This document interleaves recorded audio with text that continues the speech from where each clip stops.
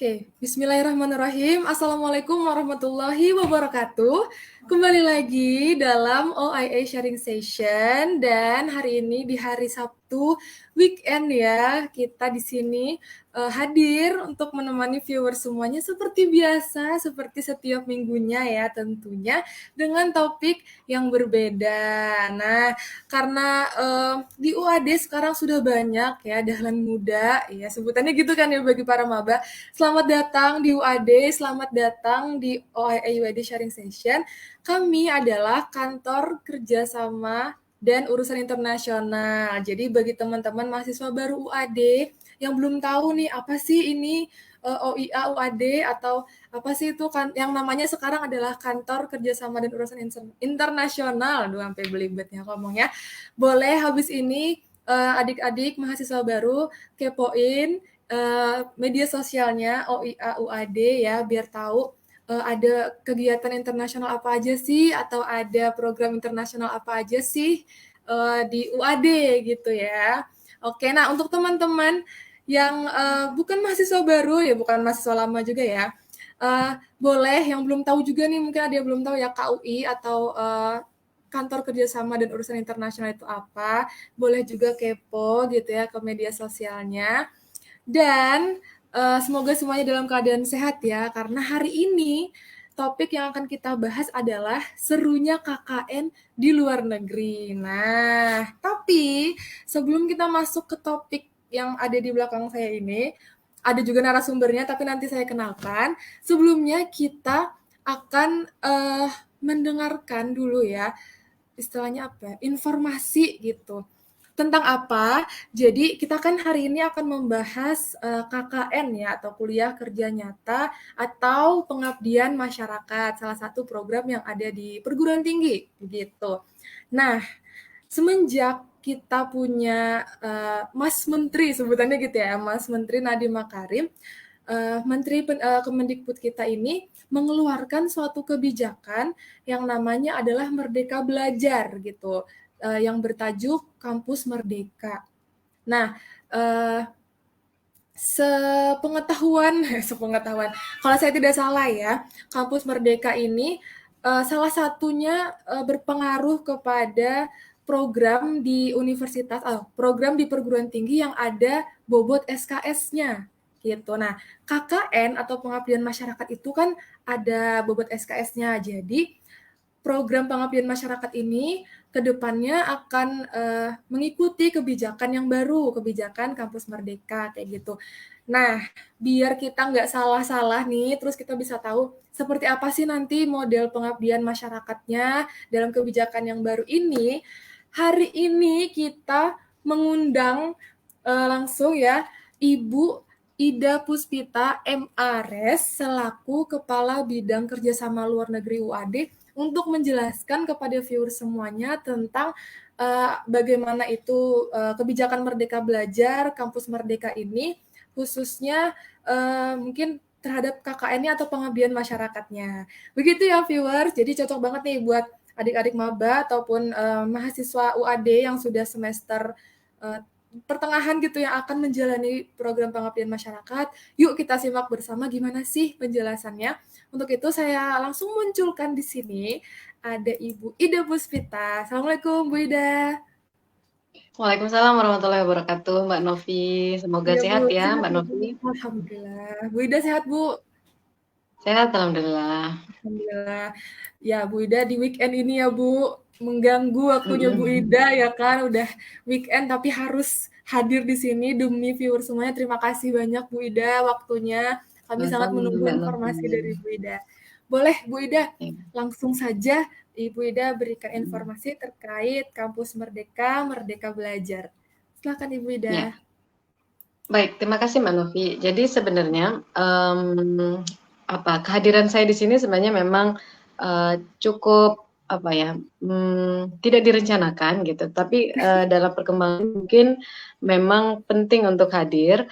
Sedikit mengawali di awal sesi berbagi yang sudah diundang beberapa narasumber yang pernah mengalami sendiri bagaimana ber-KKN di luar negeri gitu karena memang ada beberapa respon yang masuk, kemudian ada beberapa pertanyaan yang masuk, apakah nantinya KKN yang sejenis ini yang sering kita lakukan di masa-masa sebelum negara api menyerang itu Oke, bisakah dipakai untuk apa namanya disesuaikan dengan kebijakan Menteri Pendidikan dan Kebudayaan Republik Indonesia tahun 2020 ini yang kita kenal dengan kebijakan Merdeka Belajar, program Kampus Merdeka. Jadi biasanya disingkat dengan MBKM. Nah, karena memang salah satu dari 8 fokusnya adalah KKN internasional.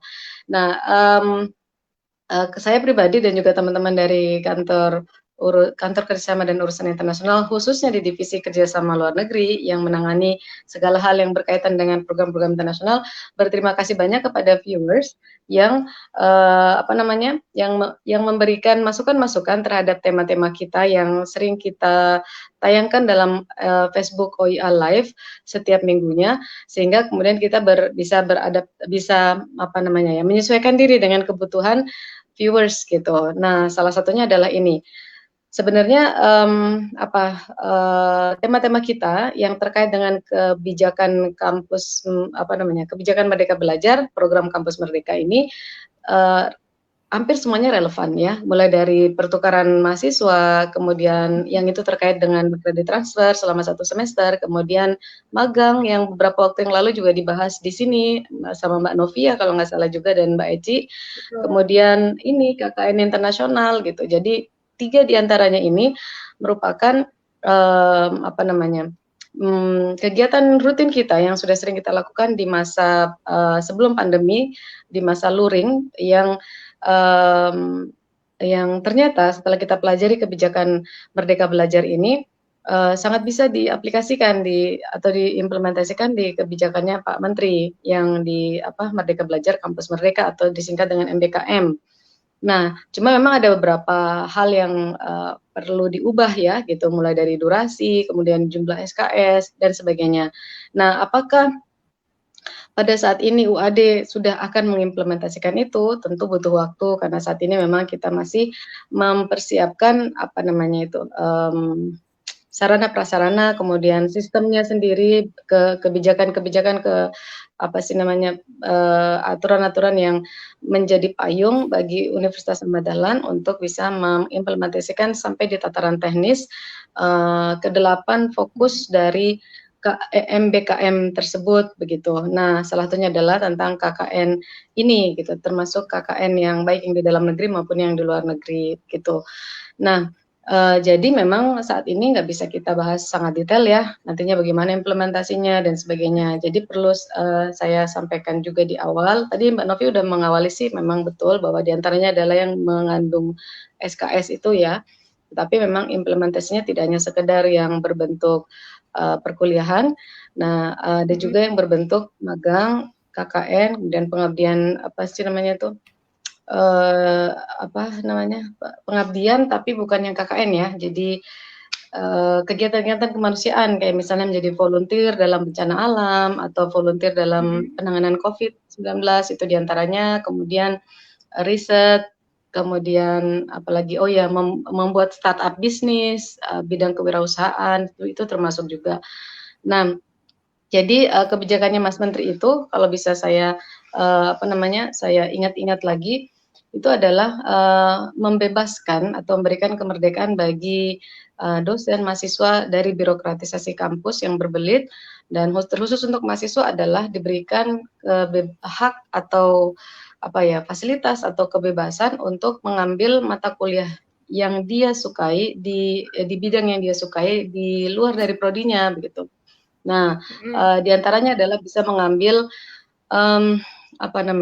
SKS paling lama 2 semester atau setara dengan 40 SKS di luar perguruan tinggi atau misalnya di luar UAD, dan bisa mengambil SKS di program studi yang berbeda di dalam perguruan tinggi yang sama. Misalnya saya misalnya dari sastra Inggris, mahasiswa sastra Inggris, saya bisa mengambil 20 SKS di luar prodi sastra Inggris, misalnya di ilmu komunikasi di prodinya Mbak Novi, atau di pendidikan bahasa Inggris misalnya atau di teknik informatika begitu, di dalam sesama universitas atau bisa mengambil maksimal 2 semester atau 40 SKS di luar dari perguruan tinggi, di luar dari UAD gitu, di prodi yang sama atau di prodi yang berbeda.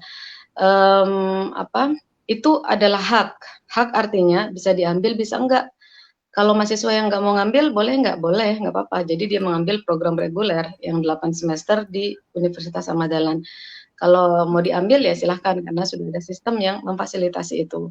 Jadi meskipun itu hak, tapi perguruan tinggi wajib memberikan fasilitasi dan juga sistem bagi mahasiswa ketika ada yang mau mengambil haknya untuk melakukan program Merdeka Belajar, Kampus Merdeka. Kemudian yang saya sebutkan tadi ada 8 sudah ya, jadi ada pertukaran mahasiswa yang sifatnya kredit transfer selama 1 semester. KKN itu pun juga kalau dia mau diakui sebagai kebijakan kampus kebijakan Merdeka Belajar Kampus Merdeka, itu harus selama 1 semester. Nah, ini menjadi tantangan tersendiri, khususnya bagi KKN yang di luar negeri, karena kita harus berurusan dengan visa tentu ya. Kalau biasanya selama ini kita bisa menggunakan visa bebas kunjungan karena hanya 1 bulan maksimal. Kalau ini kemudian akan dilakukan selama 1 semester, tentu selain kita harus betul-betul menggodok kontennya apa yang dilakukan selama 1 semester itu karena waktunya cukup panjang, juga kita harus berurusan dengan izin belajar, visa magang di sana gitu. Mungkin nggak belajar ya, tapi magang ya mungkin dianggap seperti magang gitu. Nah, itu harus banyak hal yang harus berubah ketika ini dimasukkan dalam program Merdeka Belajar gitu atau Kampus Merdeka. Jadi sama dengan tadi misalnya mereka mau magang di perusahaan atau yang kemarin kita sudah sharing dengan Mbak Novi dan Mbak Eci juga, itu juga harus 1 semester, nggak bisa 1 bulan aja. Terus apakah kemudian ke depannya ketika mahasiswa hanya mau ber-KKN selama 1 bulan ke luar negeri atau di dalam negeri atau bermagang hanya 1 bulan ke luar negeri dan dalam negeri, apakah itu sudah nggak ada? Tetap ada, boleh-boleh saja, tetapi itu tidak bisa diakui sebagai implementasi kebijakan Merdeka Belajar Kampus Merdeka karena secara durasi tidak 1 semester dan secara SKS pun tidak 20 SKS kan hanya mendapatkan SKS yang reguler. Misalnya kalau KKN 4 SKS gitu. Kalau magang mungkin berapa ya saya kurang tahu.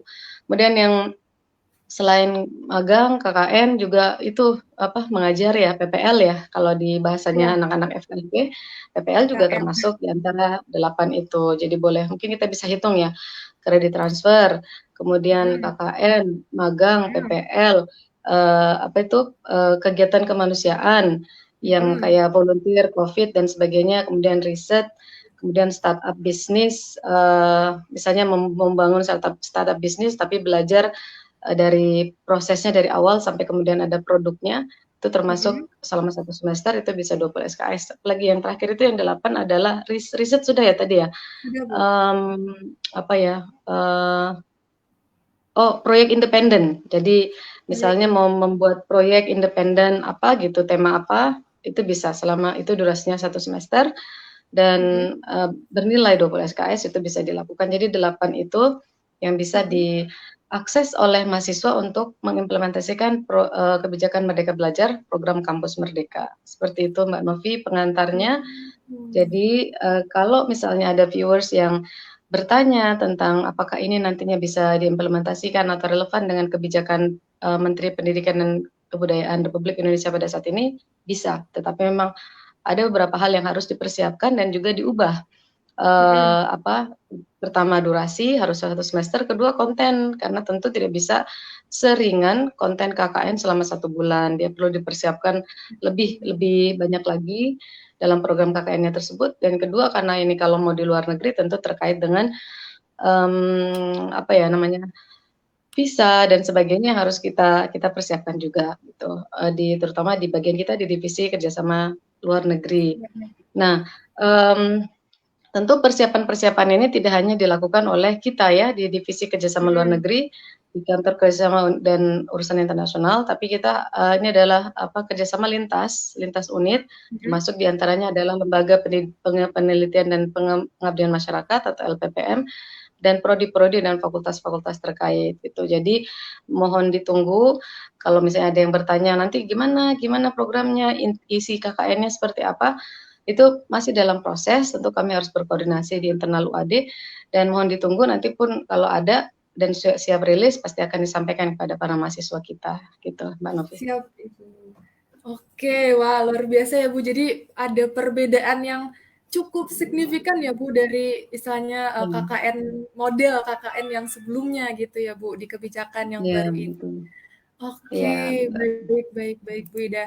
Nah, itu ya viewers, jadi seperti kata Bu Ida tadi, kalau penasaran seperti apa, mohon bersabar dulu, tetap stay tune gitu ya Bu, di seluruh sosial medianya UAD begitu ya, terutama KUI, bukan KUI, Kantor Kerjasama dan Urusan Internasional, terkait KKN internasional itu sendiri seperti apa besok. Gitu. Pasti akan di-share gitu ya Bu, kalau kita sudah Iya, punya informasi lengkapnya gitu seperti apa. Baik. Terima betul. kasih Bu Ida. Mau ada lagi Bu yang mau Sama-sama, ditambahkan Mbak Bu? Novi.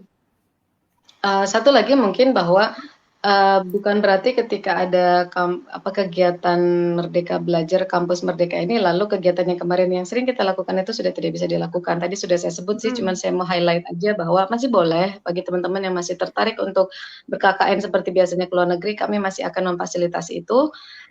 Jadi nanti masuknya adalah masuk ke nilai reguler ya, KKN reguler yang 4 SKS itu dan bukan 1 semester. Jadi tidak apa-apa, maksudnya tetap saja kita tetap melakukan apa yang biasanya kita lakukan dan sambil beradaptasi dengan project-project Kebijakan atau program-program baru ya berdasarkan kebijakan Menteri Pendidikan dan Kebudayaan yang baru. Gitu Mbak Novi, tambahan saya siap terakhir. Bu Ida. Siap, terima kasih banyak Bu Ida. Memang ini Sama-sama. info sedikit tapi tuh ini loh Bu, kayak hah gitu ya. Padat ya. Bikin Iya. kaget gitu, bukan kaget sih, kayak Iya. excited gitu loh Bu, karena ada model yang Mm, baru, durasi KKN mm. yang lama jadi kayak lebih menantang gitu Bu. Mungkin untuk Ya, teman-teman betul. mahasiswa karena sebelumnya kan durasi KKN-nya singkat dan sebagainya kayak gitu. Hmm. Dengan ada Hmm. model yang baru ini jadi Mudah-mudahan. lebih menantang gitu Bu. Iya, satu lagi mungkin Mbak Novi, mudah-mudahan nantinya kalau sudah jelas, konten-kontennya baik untuk semua program itulah yang kemudian Mhm. masih terkait dengan bidang kita di kerjasama luar negeri, misalnya pertukaran pelajar udah biasa ya, udah oke lah itu udah Iya, jalan, udah sesuai dengan MBKM, siap. tapi kayak magang, PPL, Mhm. kemudian Riset. KKN, Oh iya. iya riset, apalah tadi itu ya, startup bisnis, Mhm. kegiatan kemanusiaan dan Volunteer. sebagainya. Jika semua itu terkait dengan divisi kita, divisi kerjasama luar negeri, mudah-mudahan suatu hari nanti kita bisa adakan sesi yang lebih serius, mungkin webinar dengan Siap, Bu. mengundang pakar-pakar di bidangnya masing-masing, misalnya dari LPPM, dari prodi, fakultas, atau yang Siap. unit yang relevan yang terkait, kita bisa sama-sama buat webinar dan kemudian diikuti oleh mahasiswa-mahasiswa yang ada di UAD untuk bisa mendapatkan informasi lebih detail tentang bagaimana program-program tersebut dalam kebijakan Kementerian Pendidikan dan Kebudayaan yang baru yaitu MBKM itu. Gitu Mbak Novi. Siap, Bu Ida. Amin. Semoga Ya. nanti bisa mewujudkan itu ya, Bu. Jadi teman-teman mahasiswa baru, pokoknya mahasiswa WAD yang lainnya yang belum merasakan KKN ini ataupun program tadi yang lain yang 8 itu bisa mendapat info yang lebih valid gitu ya, Bu, karena sudah Ya. ikut mendengarkan gitu paparan dari unit-unit terkait kayak gitu. Pasti Ya. akan di-share ya, Bu, kalau sudah punya Iya, informasi lengkapnya gitu. iya Siap betul siap. ya. Ya, makasih Mbak Novi ya. Oke, terima kasih Bu Ida. Memang Sama-sama. apa ya, sedikit tapi berarti banget gitu sebagai awal Iya, teman-teman semuanya menyiapkan diri ya menghadapi kebijakan baru gitu di perguruan tinggi. iya. Terima kasih sekali lagi Bu Ida sudah meluangkan Sama-sama waktu. ya.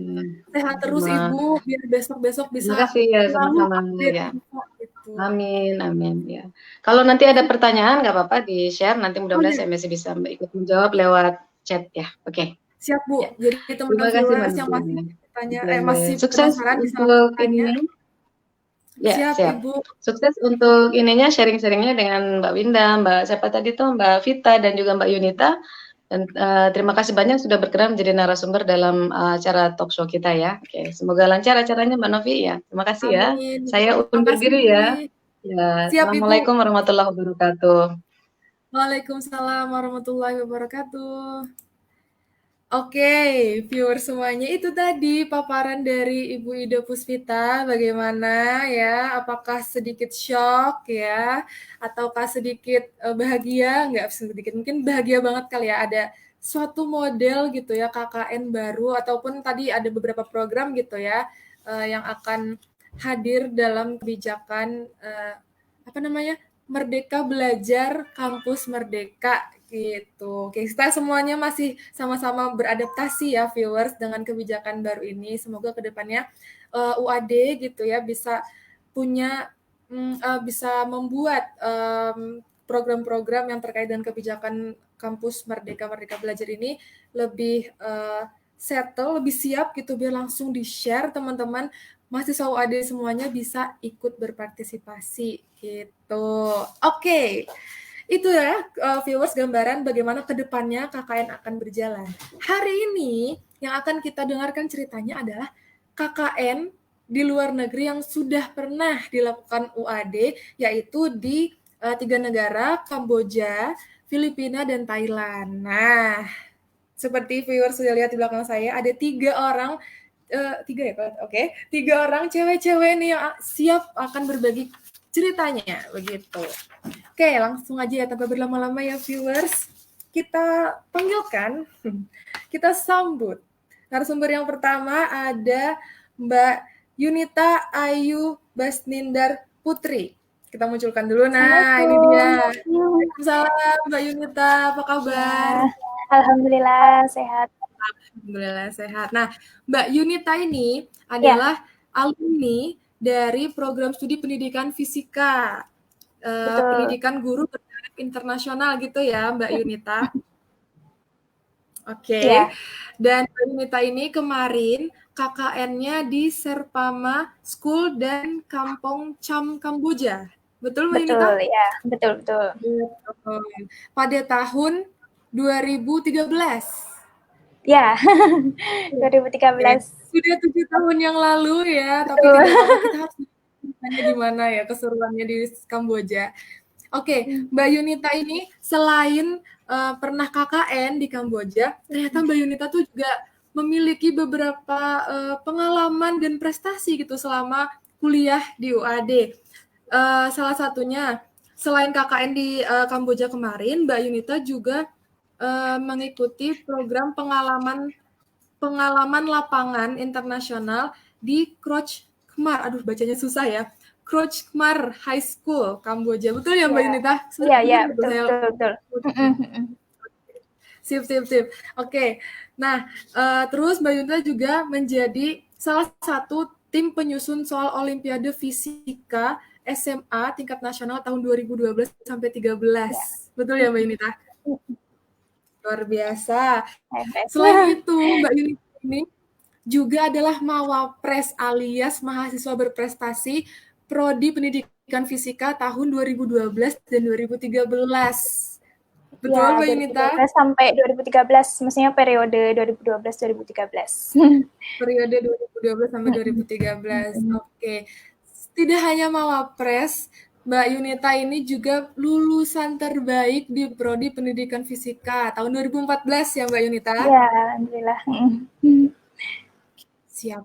Jadi memang luar biasa ya Mbak Yunita ini, pengalaman prestasinya tidak hanya di tingkat nasional, internasional juga gitu ya. Dan terakhir, saya sebutkan sedikit aja, Mbak Yunita itu juga pernah menjadi supervisor teknik. Di mana Mbak Yunita? Tahun 2016 sampai 17? Ya, dulu setelah selesai kuliah di UAD, kebetulan saya langsung kerja di kalibrasi PT Global Quality Indonesia. Karena waktu itu dari pendidikan fisika kan kita ada join dengan UGM, kita ada tambahan kelas gitu tentang kalibrasi. Jadi, alhamdulillah bisa keterima kerja di situ, di perusahaan kalibrasi. Luar biasa ya, lulus kuliah langsung dapat kerja gitu ya Mbak Yunita? Alhamdulillah. Ya. Alhamdulillah. Oke, Mbak Yunita cukup di situ dulu. Nanti akan kita Oke, kenalan ya. lagi sama Mbak Yunita. Kita akan Siap, kenalkan siap. narasumber yang kedua. Oke. Yang kedua adalah Mbak Winda Purnamasari. Coba kita munculkan. Nah, ini dia. Sudah terlihat wajahnya. Assalamualaikum, Mbak Winda. Ya. Waalaikumsalam. Sehat ya? Alhamdulillah sehat. Harus sehat dong, harus sehat. Siap, harus sehat, betul sekali. Agak delay sedikit, wajar lah ya. Oke, Mbak Winda Agak delay ya. adalah alumni dari Prodi Pendidikan Biologi, Pendidikan Guru Bertaraf Internasional. Betul ya Mbak Winda? Betul. Nanggut tuh tandanya betul ya. Oke. Dan Mbak Winda ini kemarin KKN-nya di University Nueva Cáceres, Philippines. Betul ya Mbak Winda? Tahun 2013 juga nih sama kayak Mbak Yunita. Ya. Oke, siap-siap. 7 tahun yang lalu ya, viewers. Apa? Satu angkatan gitu. Satu angkatan beda negara ya. Siap. Nah, Mbak Winda nih kemarin adalah ketua KKN-nya, ya ketua rombongannya gitu ya Mbak Winda di Nueva Cáceres waktu itu. Betul ya Mbak? Ya, betul. Enggak. Oke, betul. Sip.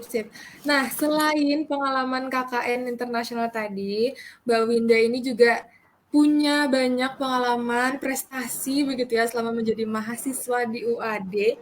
Nah, Mbak Winda ini pernah menjadi pendamping dan translator kegiatan workshop Teacher Competence Development Methods and Strategies in Teaching tahun 2015. Betul ya Mbak Winda?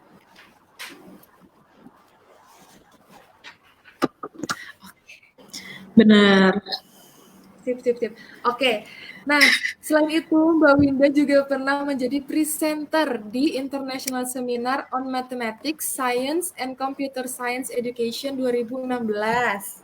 Selain itu, di tahun 2020 ini, viewers, Mbak Winda ini menerima hibah risetmu skema COVID-19 Majelis Dikti Litbang PP Muhammadiyah 2020. Ya. Dan sekarang juga Mbak Winda ini adalah dosen di Universitas Muhammadiyah Bangka Belitung. Betul ya Mbak Winda? Betul, alhamdulillah. Alhamdulillah, luar biasa. Berarti kita manggilnya Ibu dosen ya. Oke. Setelah Mbak Winda, kita masih punya satu lagi narasumber yang belum kita kenalkan, yaitu Mbak Novita Dwi Saputri. Assalamualaikum. Waalaikumsalam, Mbak. Oke, Mbak Vita ini sehat-sehat ya, Mbak? Alhamdulillah.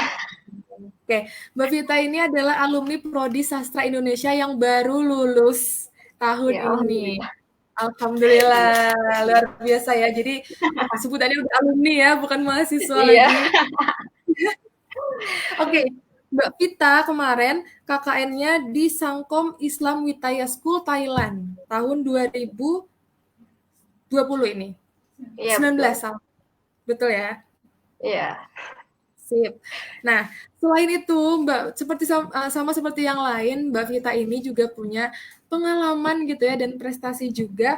Salah satunya mengikuti International Summer Camp Innovation (SNT) in Beijing University of Chemical Technology 2019 gitu. Jadi delegasinya UAD gitu ya.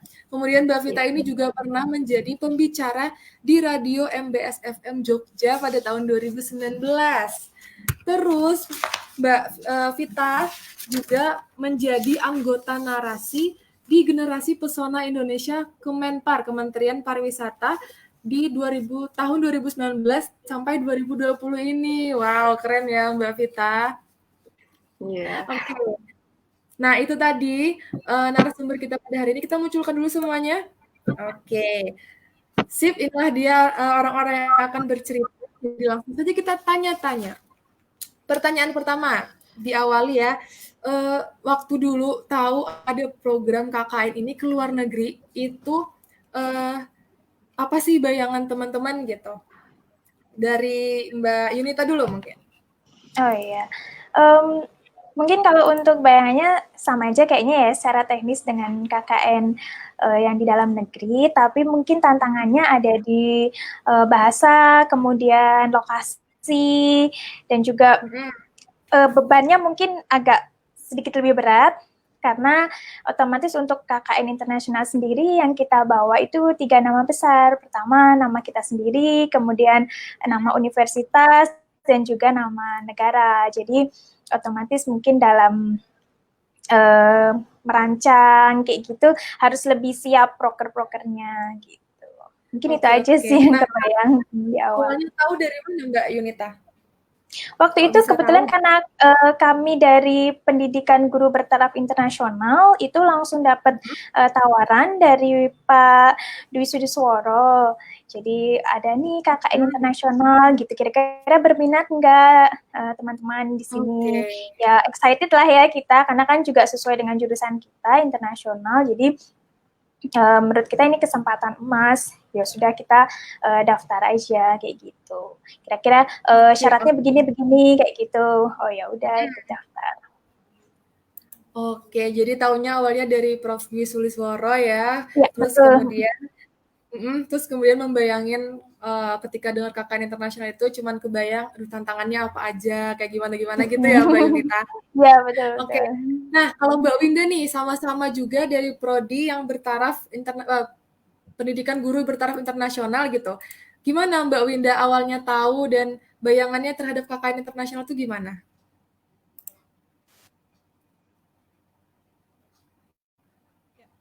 Kalau bayangan tentang KKN internasional ada kegiatan ini. Mbak Winda, boleh dicek mikrofonnya?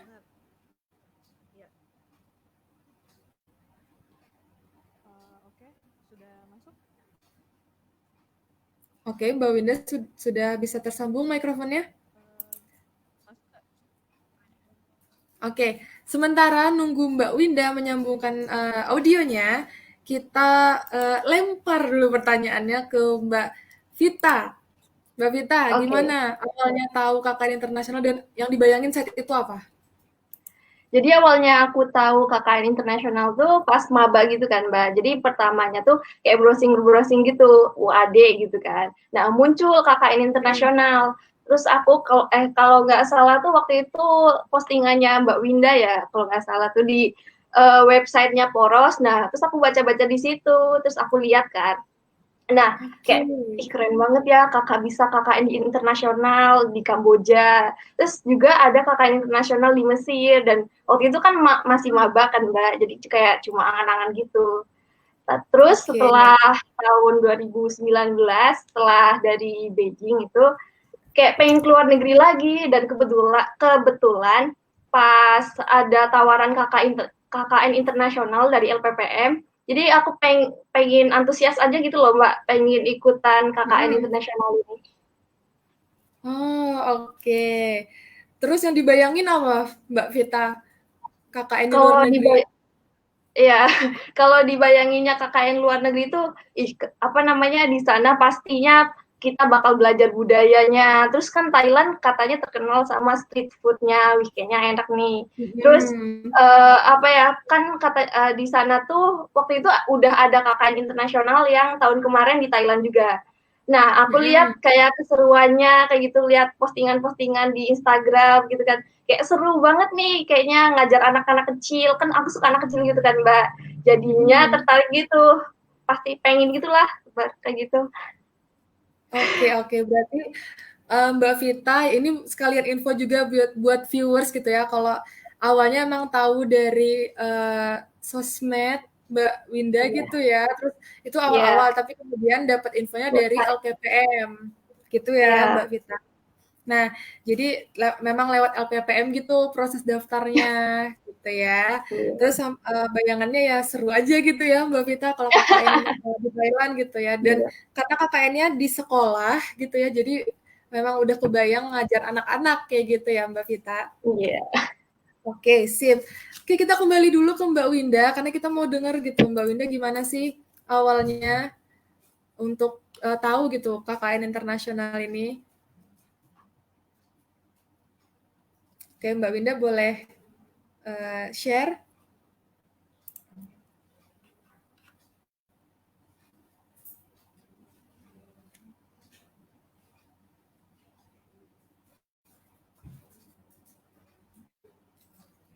Oke, sepertinya Mbak Winda belum tersambung mikrofonnya. Nggak apa-apa. Oke, kita tunggu dulu ya viewers. Mbak Winda mungkin ada sedikit trouble dengan mikrofon. Kita lanjutkan dulu aja nih pertanyaannya untuk Mbak Yunita deh. Mbak Yunita, Oke. persiapan KKN internasional itu ribet nggak sih? Boleh cerita nggak Mbak? Persiapan ya mungkin ini aku rangkumin aja. Jadi ada 5 sih, 5 persiapannya.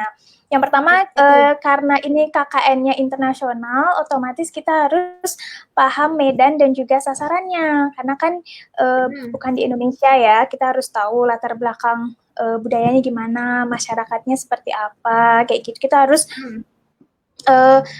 merencanakan nih, kira-kira proker yang sesuai dan atributnya itu yang kira-kira nggak ribet, tapi bisa tepat sasaran. Oke. Sasaran itu seperti apa? Pasti tanya, ya mengumpulkan informasi sebanyak-banyaknya itu pertama, paham medan dan sasaran. Kemudian yang kedua, kita harus cek kesehatan fisik. Karena kan jauh ya KKN-nya.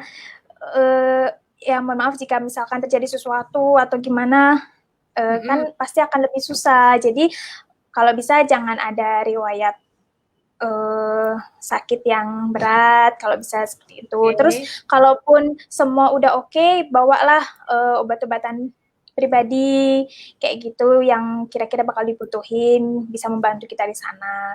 Terus juga yang ketiga, kesiapan mental. Jadi dari pengalaman itu kan namanya KKN, kita kan kondisional ya, nggak selalu, meskipun berangkatnya bertim, tapi kan nggak semua program itu bisa kita kerjakan secara tim. Terkadang kita harus individu, jadi menghadapi masalah itu sendiri. Nah, di situ kita butuh kesiapan mental. Misal contohnya dalam hal mengajar, misal kita KKN-nya ada program mengajar nih gitu. Nah, kalau dari kami, dari pendidikan guru itu diajarkan micro teaching. Jadi gimana nih biar nggak cemas di depan, ngajar di depan itu kayak gimana. Nah ya hal-hal yang kecil seperti itu tuh perlu kita latih karena nantinya waktu KKN bisa aja hal-hal yang nggak terduga kayak gitu terjadi.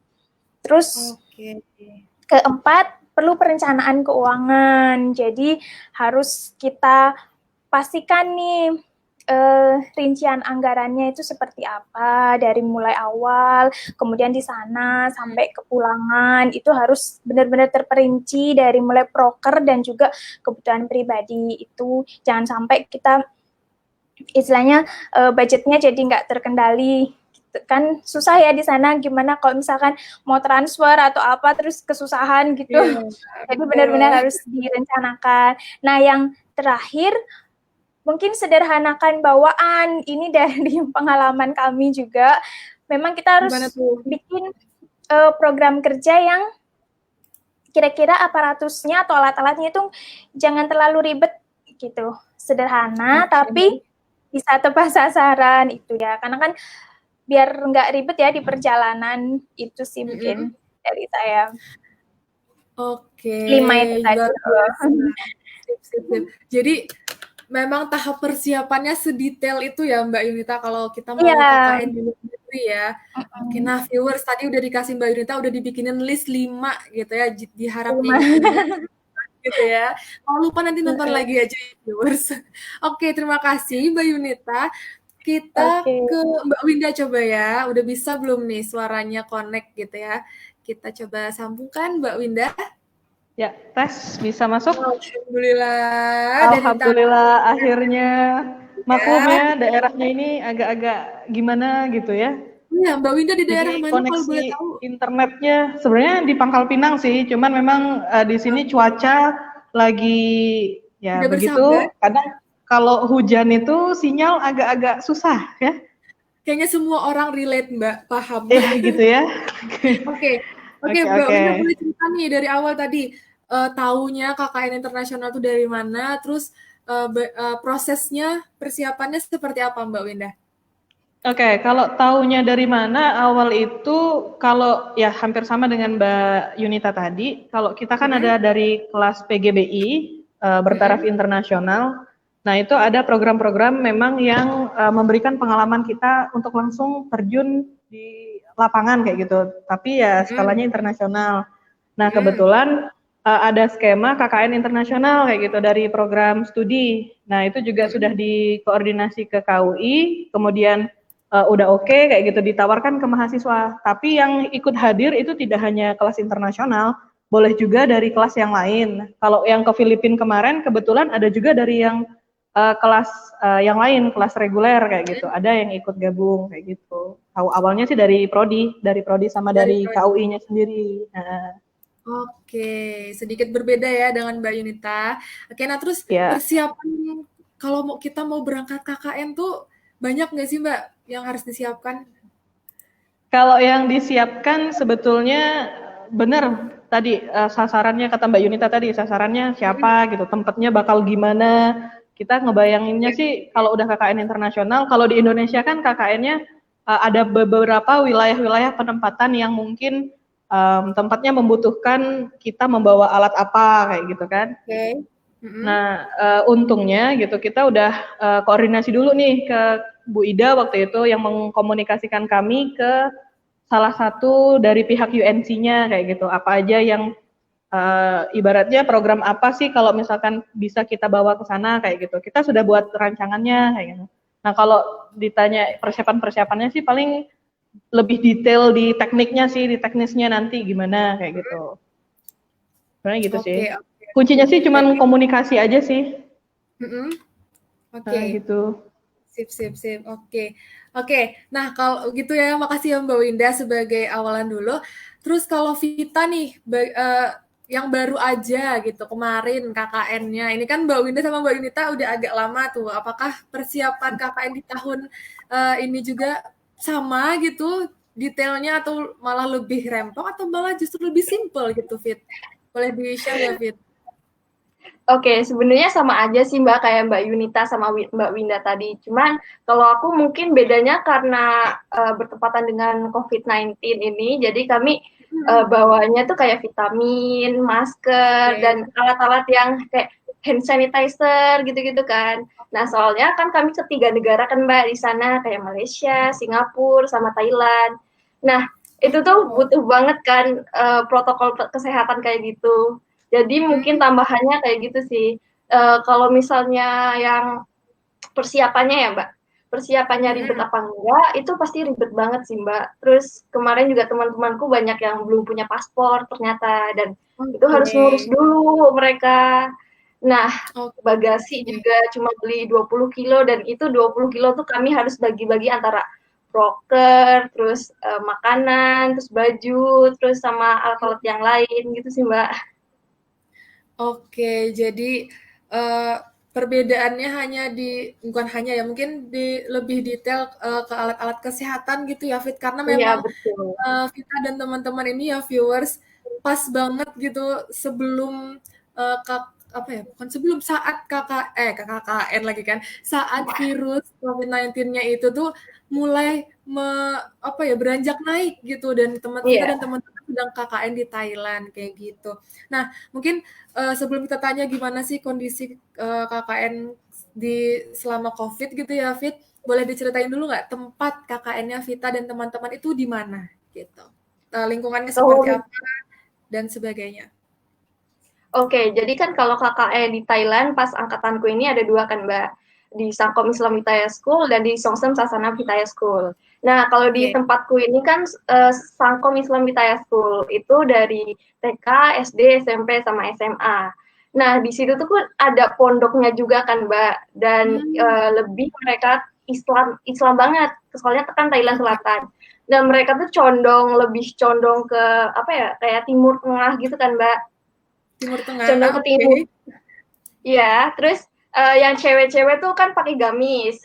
Nah, yang cowok-cowok tuh pakai jubah. Cuma aku tuh yang heran di sana tuh cowok pakai jubah, cuma pakai make up gitu loh, Mbak. Pakai lipstick, pakai blush on, pakai bedak, gitu. Menjadi Jadi, penampilan ya, Mbak Vita ya. iya. Oke, Oke. oke, oke.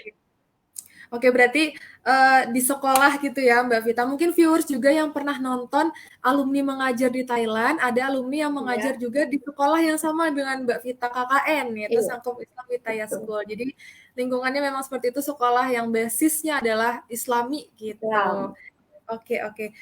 Oke, terima kasih Mbak Vita. Tahan dulu di situ. Kalau Mbak Yunita nih, boleh share nggak tempat KKN-nya Mbak Yunita dulu itu di mana, seperti apa gitu? Oke, jadi kalau tempat KKN-nya itu di Krochmar Kampung Cham, itu tempatnya mungkin secara gambaran gimana keadaannya ya. Jadi di sana itu rumahnya rumah-rumah panggung, kemudian jaraknya berjauhan. Kalau malam itu minim penerangan, ya kayak gitu. Loh, keadaannya 2013 yang lalu ya, itu. 2013 yang lalu. Terus juga di sana itu karena rumah panggung, nah di bawahnya itu biasa ini yang kita agak harus adaptasi ya. Di bawahnya itu isi hewan ternak kayak gitu. Jadi kayak sapi, kemudian ada ayam. Terus kalau yang mungkin yang non muslim itu ada pelihara babi yang kayak gitu-gitu loh. Nah, mungkin di situ juga agak menjadi lingkungan muslim ya, Mbak Yunita? Ya, kebetulan kami tinggalnya di lingkungan muslim, tapi minoritas. Jadi jaraknya itu hanya jaraknya cukup pendek gitu. Ada non muslim yang di sekitarnya kayak gitu. Nah, yang jadi tantangan sih itu karena kan beberapa proker kita kan ada yang malam ya dilaksanakannya kayak gitu. Jadi ya udah kalau malam misalkan ada di sini kerja sama tim diperlukan banget. Saat malam ada proker ya yang laki-laki juga ikut mendampingi kayak gitu. Karena kan di sana juga kita kan harus belajar budayanya di sana nih, melihat karakteristik masyarakatnya itu seperti apa. Nah, kalau di sana itu kita lihat enggak ada tuh cowok-cewek tuh berduaan kayak gitu. Tapi kalaupun bersamaan itu yang perempuan sendiri, laki-laki sendiri kayak gitu. Jadi kita juga harus menyesuaikan saat malam ada proker, pulangnya kan dianterin tuh dari tim perempuan sama tim laki-laki kan tempatnya terpisah. Nah, itu meskipun dianterin juga kita jaga jarak kayak gitu. Mungkin itu sih yang asyiknya di sana, lingkungannya dan orangnya juga ramah-ramah kok. Berarti memang meskipun tinggalnya di rumah istilahnya muslim, tapi memang di situ muslimnya sangat minoritas ya Mbak Yunita. Ya, berarti minoritas. Tinggal KKN di sana tuh cukup challenging gitu sebagai kita yang gitu ya. Oke, nanti kita akan tanya lebih jauh ya Mbak Yunita. Tapi kita tanya ke Mbak Winda dulu. Kalau Mbak Winda nih, gitu, boleh ceritain nggak tempat KKN-nya tuh di mana, seperti apa gitu? Kalau tempat KKN-nya, kalau di program untuk pendidikannya, kami di UNC, University of Nueva Cáceres, Philippines. Kemudian kalau untuk lingkungan tinggalnya kami di tempat yang mayoritas non-Islam, kayak gitu. Dan memang lingkungannya, tantangannya ada ya jelas, karena kan kita seperti alien yang masuk daerah satu wilayah yang orang nggak yang belum pernah lihat kayak gitu kan. Betul. Kan itu jadi kan bukan di Manilanya kan, kita kan di Naganya. Nah, jadi waktu masuk ditempatkan di lokasi tempat tinggalnya itu, orang-orang tuh pada ngeliatin, mungkin agak aneh gitu kan. Memang itulah ya tantangannya, memang lingkungannya kayak gitu. Karena kalau di Filipina sendiri, di Naga City itu kakak untuk agama Islam itu hanya 40 sampai 44 kakak. Oke. Dan itu jaraknya pun ya hampir setengah jam sampai 45 menit. Jadi kami tidak tinggal di daerah yang itu, kami tinggalnya di daerah warga sana gitu. Ya memang lingkungannya memang kayak gitu. Tapi memang ada beberapa program yang kami juga harus terjun ke komunitas muslim gitu. Sekaligus pengenalan kayak gitu kan. Nah memang kalau tantangannya tinggal di lingkungan itu pada saat kemarin ke sana memang lagi musimnya typhoon, lagi musim angin topan. Oke, terus gimana Mbak? Iya, Terus tapi ada nggak angin topan. se-ekstrim punyanya Mbak Novita deh kayaknya ya. Kayaknya nggak se-ekstrim itu. Kalau Oke. kalau Terus perginya sih masih aman, masih aman. Cuman pada saat terakhir-terakhir itu memang agak kita kan dari Naga ke Manilanya nggak naik pesawat, jadi tadinya udah beli tiket, tapi karena anginnya kencang, ya mengharuskan kita harus naik bis gitu ke sana gitu. Tapi kalau lingkungan overall oke sih, walaupun mungkin kita bukan di lingkungan yang muslim, tapi toleransi antara masyarakat di sana dengan kita baik juga kayak gitu.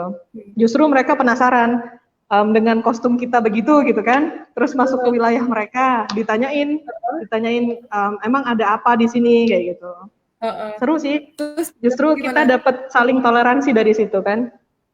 Oke. Gitu. Oke, sip. Mantap. Nah, itu kan tadi sedikit ya Mbak Yunita udah menyinggung di sana itu waktu KKN tuh ada angin typhoon gitu ya, ada topan Ya. gitu. Terus ada lagi nggak sih Mbak, itu berpengaruh nggak sih dengan proker-proker Program. di sana?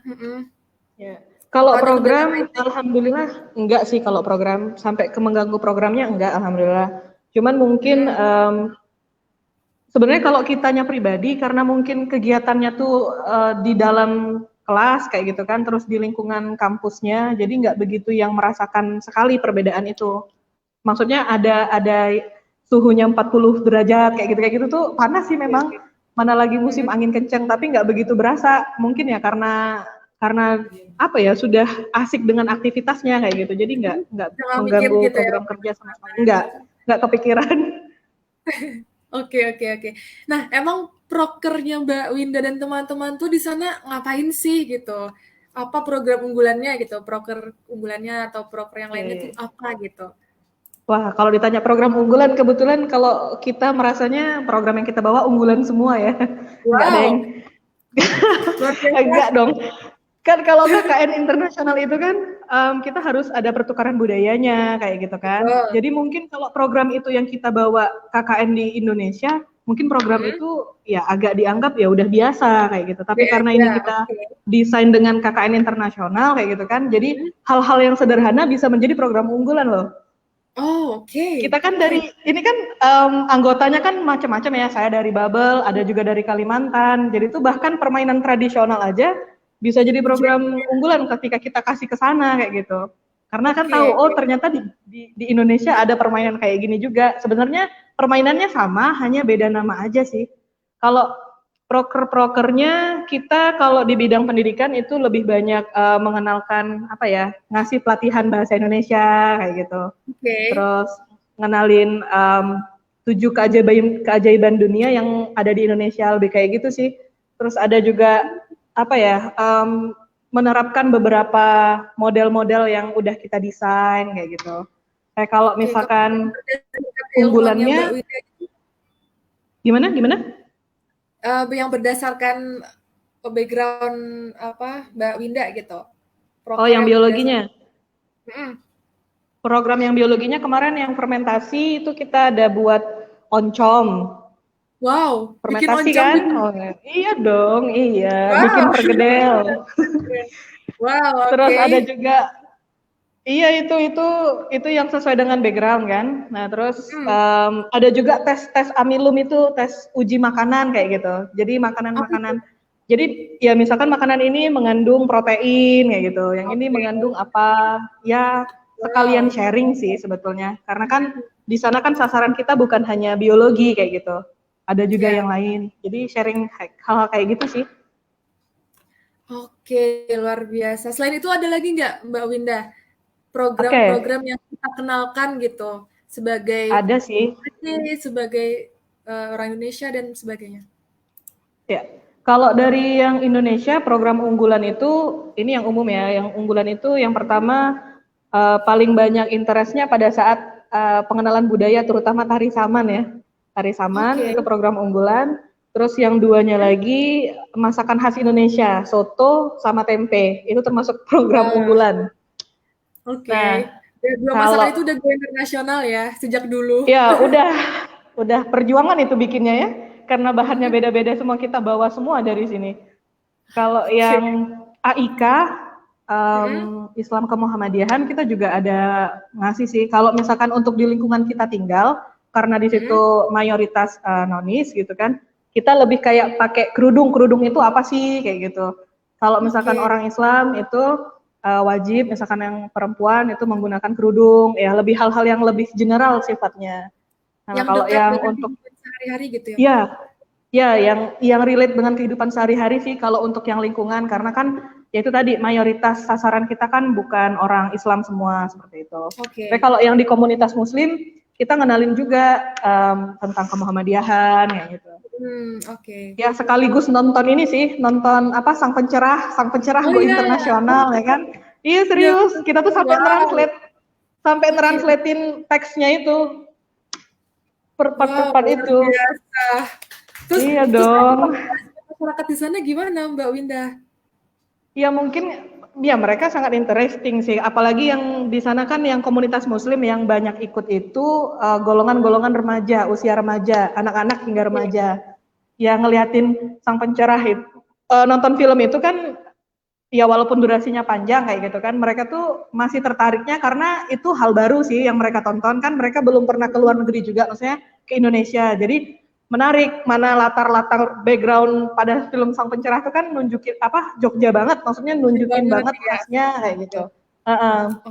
Seru sih, sekalian ngenalin budaya sekaligus ngenalin al-Islam Kemuhammadiyahan. Oke, mantap gitu sekali sih. Dayung, 2-3 pulau terlampaui iya. Gitu. Itu udah bisa mengenalkan gitu apa itu Muhammadiyah, dan Jogja juga gitu, Indonesia luar biasa. Oke, kalau gitu kita tanya Mbak Yunita deh, sama nggak nih kayak Mbak Winda? Mbak Yunita dulu prokernya gimana tuh pas di Kamboja? Apakah sama experience-nya sama Mbak Winda atau berbeda nih? Iya sih, tadi beberapa tuh sama kayak nonton film Sang Pencerah juga, iya di sana juga excited banget. Teman-teman nonton itu gitu. Terus juga, terus kalau untuk kegiatan keagamaannya itu kita ada ngadain, jadi kayak ngajarin Iqra kayak gitu, hafalan-hafalan surat pendek. Terus juga kita membantu untuk penyediaan alat-alat kebersihan untuk masjid, terus sempat bikin tempat wudhu juga untuk masjid, terus bikin seminar juga, seminar nikah siri. Terus juga kalau dari bidang keilmuan, itu karena kan itu tadi kita pelajarin dari sasarannya ya, kita lihat dari anak-anak di sana mungkin lebih excited kalau praktek. Jadi kita kami ngajarin fisika itu enggak dari rumus-rumus aja, jadi kita bikinin alat-alat gitu. Kita ngajarin bunyi, kita bikinin alatnya. Padahal cuma sederhana aja sih. Tapi kalau yang paling excited banget itu yang bikin roket. Waktu kita bikin roket itu, ya kita bikin roket air waktu itu. Itu mereka senang banget itu. Kayak merhatiin banget gitu teman-teman di sana. Ya gitu sih, bikin yang kayak gitu. Terus juga kita ngajarin ini ya pokoknya bikin alat fisika gitu dah. Terus juga Microsoft Office kita ajarin juga gitu. Nah terus sama juga kayak Mbak Winda, program unggulannya ada juga pengajaran bahasa Indonesia.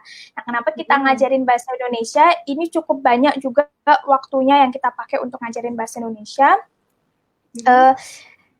Pertama, karena kita kan pelajarin sejarahnya ya, kita diceritain sama warga juga di sana, bahwa jadi Kamboja ini kan sama kayak kita, negara ya habis dijajah gitulah, merdeka. Nah, jadi banyak guru-guru di sana itu yang gugur. Nah, jadi teman-teman kita di sana itu banyak yang ngelanjutin universitas, ngelanjutin ke perguruan tinggi itu, ada yang beasiswa kayak gitu ke Malaysia dan ke Indonesia.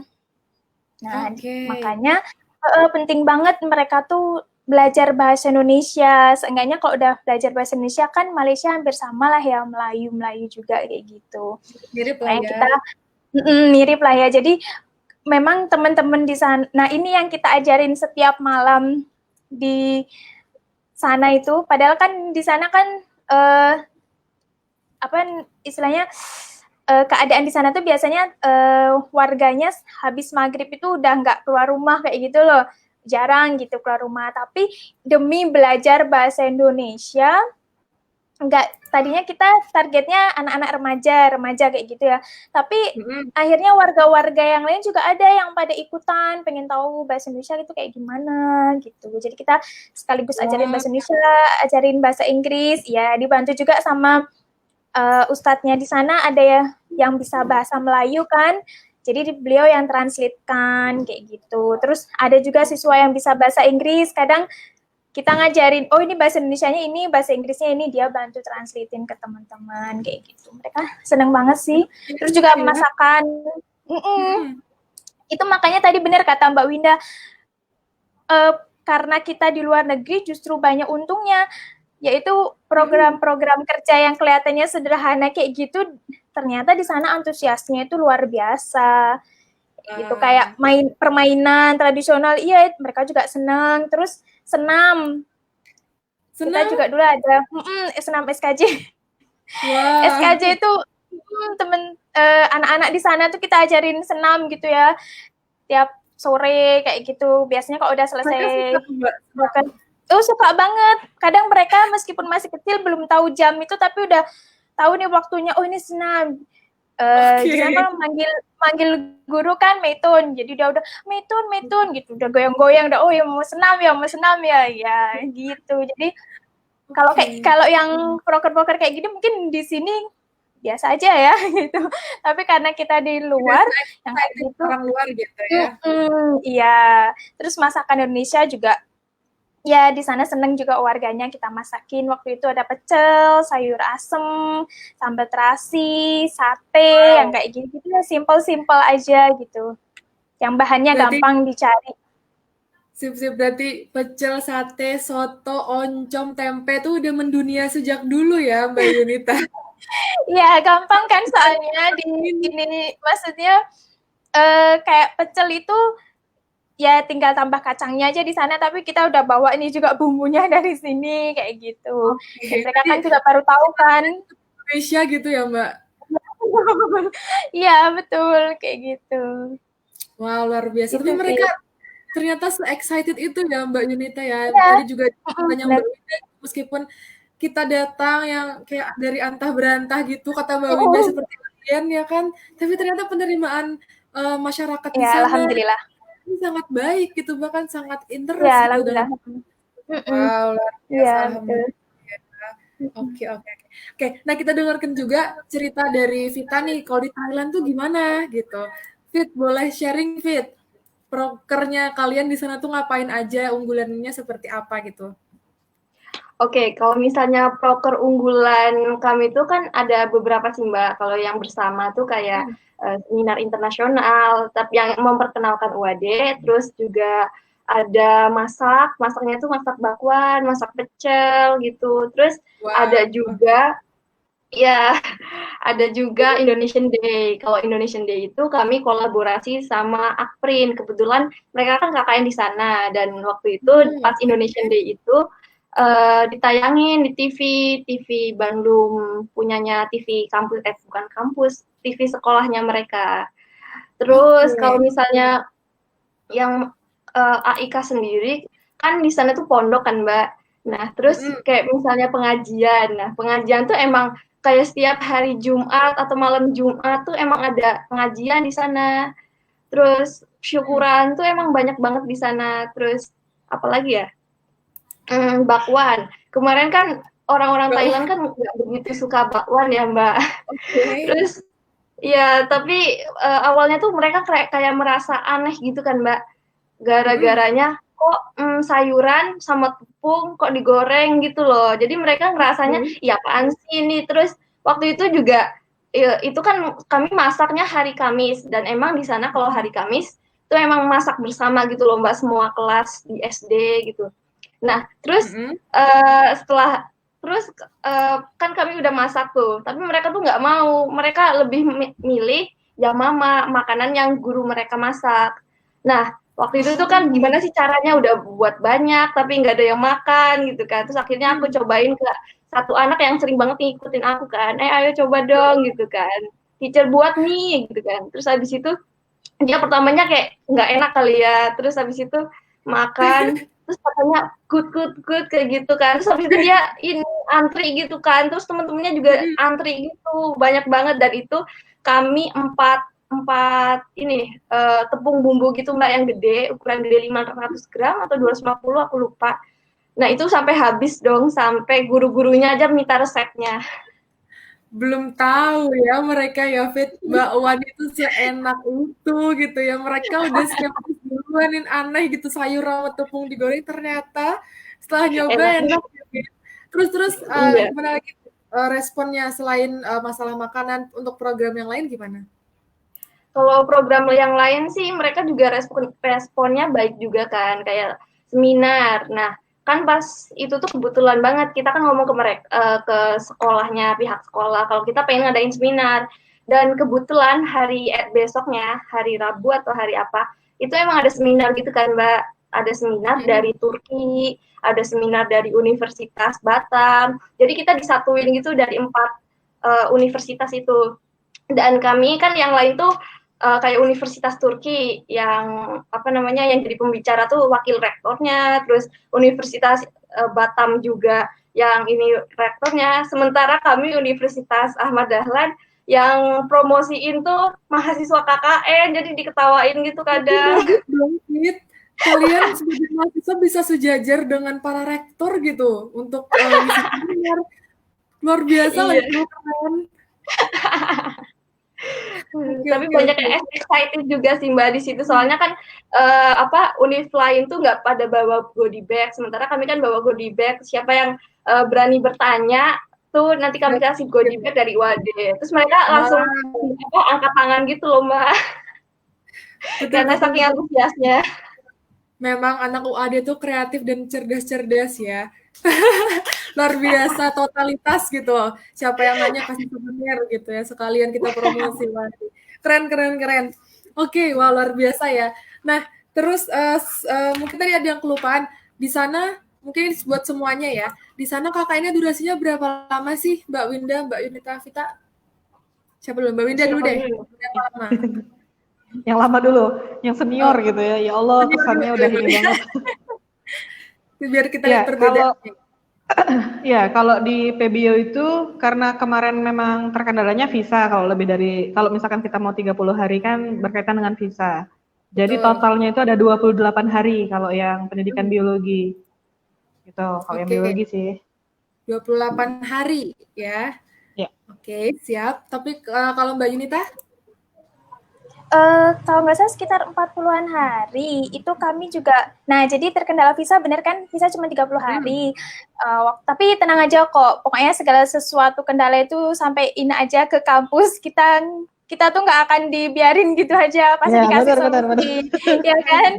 Nah, waktu itu kami dikasih solusi nih, berhubung kita Kambojanya tuh agak pinggiran kan, ternyata bisa kita mampir dulu ke Vietnam, jadi keluar gitu, dan cuma 2 jam ternyata naik mobil dari Kamboja, dari lokasi kita ke Vietnam tuh ternyata cuma 2 jam gitu, cuma buat keluar aja, terus ya lumayan kan, jalan-jalan juga dulu seharian di Vietnam, terus pulang lagi gitu. Jadi kita kalau di Vietnam itu kan di luar program kerja, jadi free kita jalan-jalan. Tapi kita sempat ngunjungin juga sih, kita dikasih tahu, oh di sana ada tempat yang bisa kita kunjungi. Kita waktu itu juga mengunjungi kampung apa ya namanya ya, di situ ada Muslim minoritas juga, kami sempat singgah di sana siang hari kayak gitu. Itu sih enaknya. Gitu. Jadi emang lebih lama ya Mbak Yunita? Official KKN-nya tuh emang 40 hari atau kayaknya sebulan Udah lebih deh. jalan-jalan tadi? Iya, itu Kalau nggak salah jalan-jalan 30 hari ya, Mbak Yun 30 ya? hari kayaknya ya. Dulunya 30 hari. 30 hari. Hanya kemarin terkendalanya itu sih kalau yang ini. Kemarin udah nanya juga konsultasi kayak gitu. Dan ya memang ya kalau Mbaknya enak ya bisa ke Vietnam. Kalau kita kebetulan jauh. Jadi dari Manila ke Naga itu juga mesti flight dulu. Jadi kalau mau kabur nggak tahu tuh kaburnya kemana dulu ya. Biar bisa ini. Memang tidak kota gitu ya, bukan di ibu kota dingin juga. Iya. Nah, kalau Fit berapa lama KKN di Thailand? Yang terbaru nih. Kalau di Thailandnya sendiri sama sih 29 hari. Tapi kan kami itu 1 harinya waktu itu di Malaysia dan 1 harinya di Singapura. Jadi Nanti jalan-jalan juga nih. Iya, jalan-jalan juga di Singapura. Oke, berarti mirip-mirip lah ya durasi KKN-nya antara 29 sampai 30 hari. Tidak termasuk jalan-jalan ke negara orang ya. Iya, waktu itu sempat ke Malaysia juga kita, jadi akhirnya 3 negara, Kamboja, Malaysia, Vietnam. Iya. Salah satu keunggulan yang KKN di luar negeri dengan catatan yang negaranya tidak terpisah pulau seperti Mbak Winda ya, karena Jangan begitu ya kan. Loh, itu seninya Mbak, itu seninya. seninya ya. Kalau Karena nggak begitu kebetulan- kabur-kabur terus nanti. Iya, Jalan programnya. Ya, jangan juga ya viewers kabur-kabur ya. Daerah KKN-nya gitu.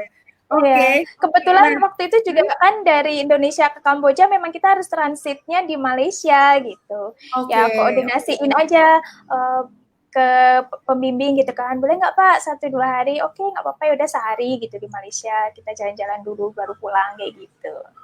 Oke, kalau Vita mampir kemana, Fit? Ada transit? Kalau aku mampirnya pertama ke Malaysia dulu kan, Mbak. Jalan-jalan seharian di situ. Terus abis itu baru ke Thailand. Dan setelah itu tuh pulang ke Singapura. Dan itu tuh hampir nggak bisa pulang loh, Mbak. Oke, karena apa? Nggak bisa Karena pulang? COVID-19. Ya, jadi kan waktu itu kan COVID-19 di Singapura kan terbanyak kedua di dunia kan, Mbak. Terus abis itu tuh penerbangan ke Yogyakarta tuh di-cancel waktu itu. Nah, terus habis itu kami panik dong di situ. Wah, nggak bisa pulang nih, di lockdown nih. Terus kepikirannya tuh jangan-jangan kita dikarantina di Natuna nih apa gimana. Terus tapi alhamdulillahnya karena kan di email pemberitahuan kan nggak ada pemberitahuan sama sekali kan, Mbak.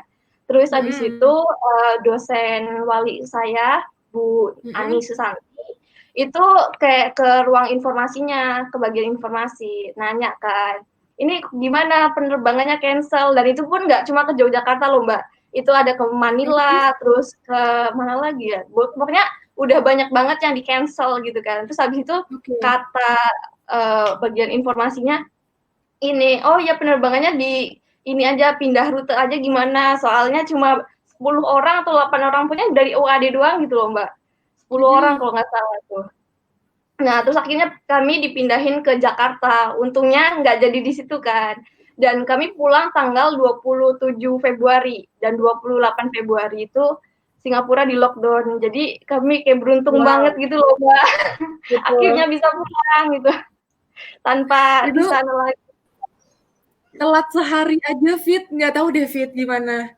Ya kan? Tinggal $2, Mbak.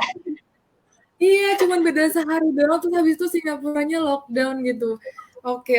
Nah, mungkin itu salah satu ceritanya Vita dan teman-teman yang nggak terlupakan ya, Fit, selama KKN ini. Gitu.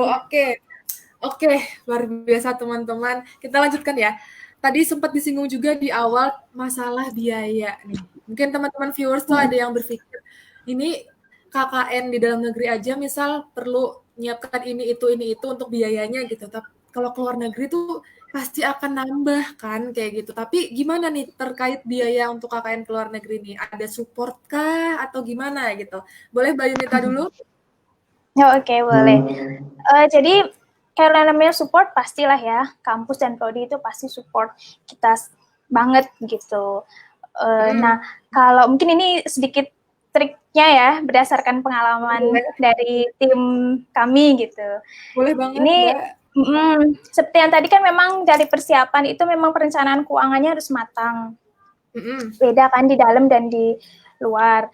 Nah, mungkin kalau triknya untuk yang mau KKN internasional, sebelum berangkat nih ya, pertama perencanaan keuangan harus matang, terperinci banget ini per programnya seperti apa.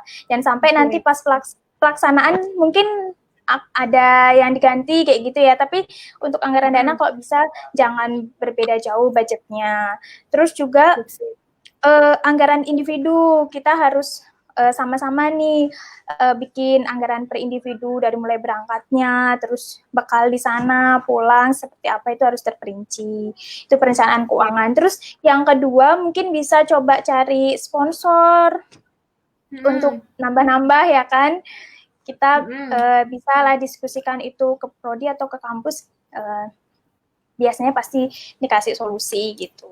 Nah, terus yang ketiga, kalau pengalaman kami pribadi waktu itu kita juga kerja tim. Ada kerja tim. Waktu itu kan kita KKN-nya berangkatnya setelah Lebaran, kalau nggak salah setelah Hari Raya Idul Fitri. Nah, waktu Ramadan itu kebetulan karena kita di kampus 3, di lingkungan ngekosnya itu di lingkungan mahasiswa kan banyak. Kita tuh ini kita jualan takjil gitu tiap sore selama Ramadan. Wow. Satu tim kita semuanya. Terus juga menerima pesanan buat berbuka puasa kayak gitu. Mungkin kalau kekuatan ya, karena kita kan danusan gitu ya. Danus gitu.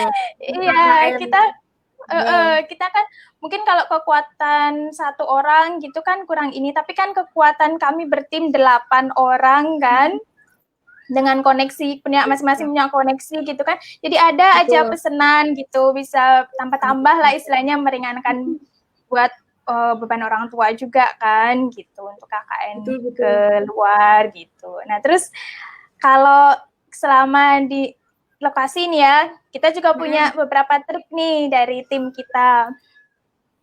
Yang pertama hemat. Hemat kan.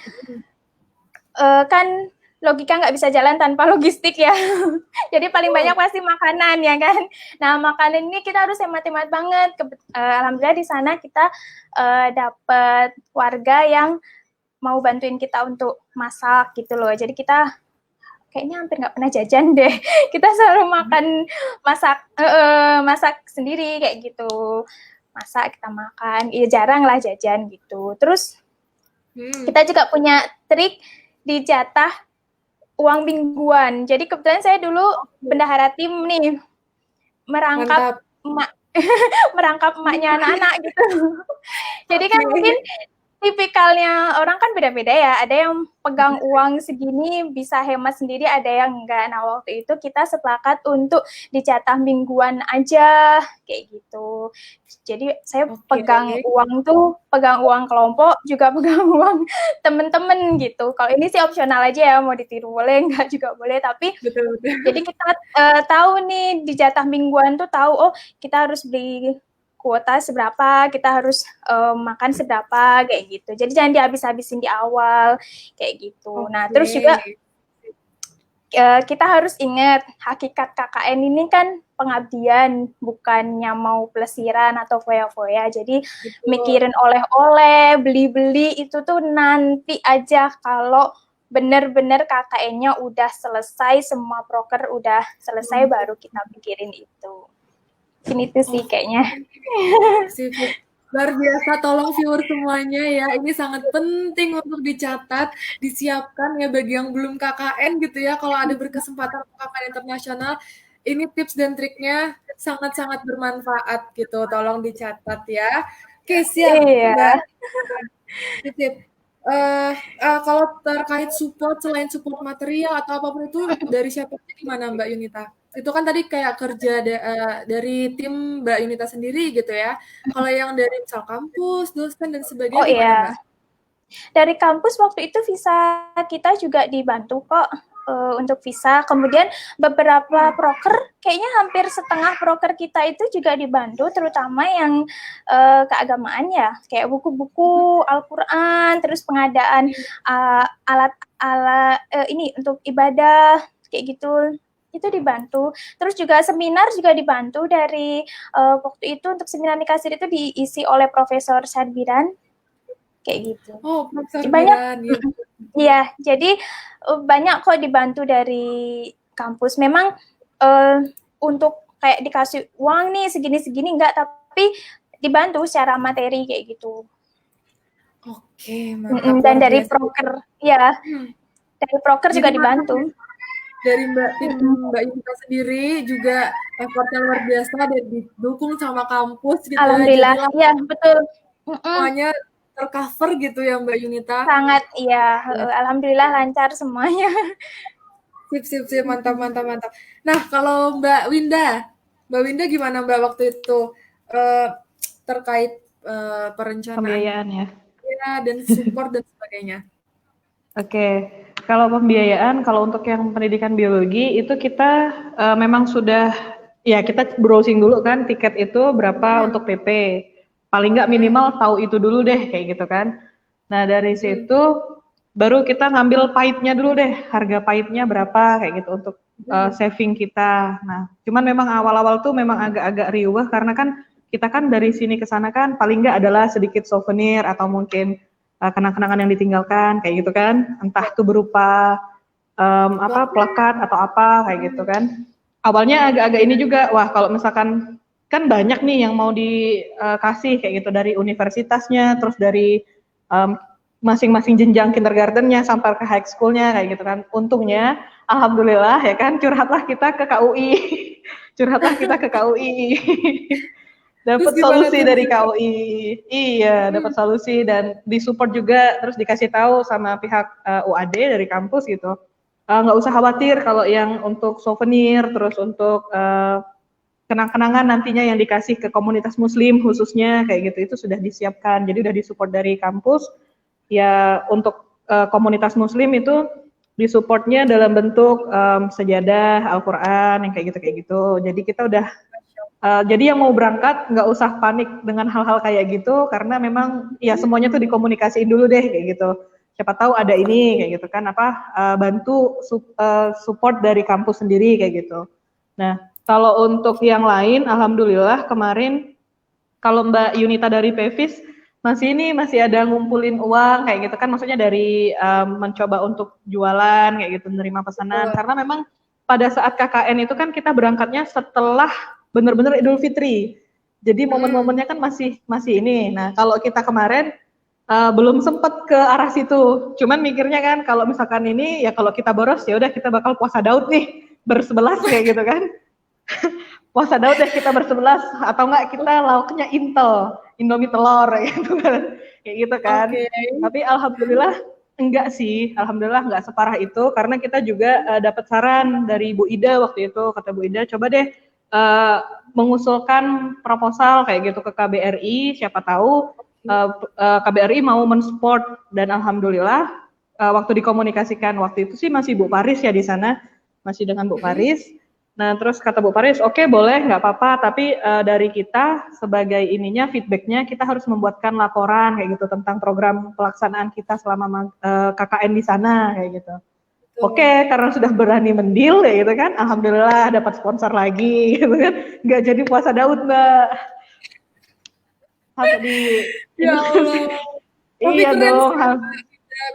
Bisa dapat support sampai ke KBRI gitu. Itu alternatif juga sih buat teman-teman besok kalau mau saya bantuan kayak gitu ya. Wow, betul. Jadi nanti kalau kita kemarin kita nanya ke Bu Ida sih siapa yang bisa kita komunikasikan untuk beberapa kendala-kendala ini kayak gitu. Siapa tahu mengantisipasi aja, siapa tahu di sana malah gimana gitu kan.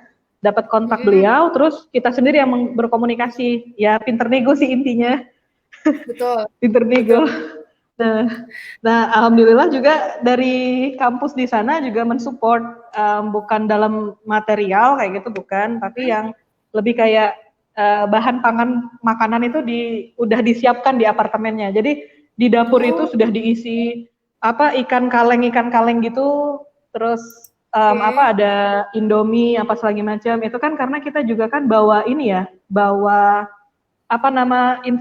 institusi, mereka juga kan di institusi, jadi kan sesama kerjasama kan lebih enak kayak gitu. Jadi jangan khawatir sih kalau misalkan mau berangkat ke sana, mau berangkat KKN internasional nih, tapi nggak tahu budgetnya berapa.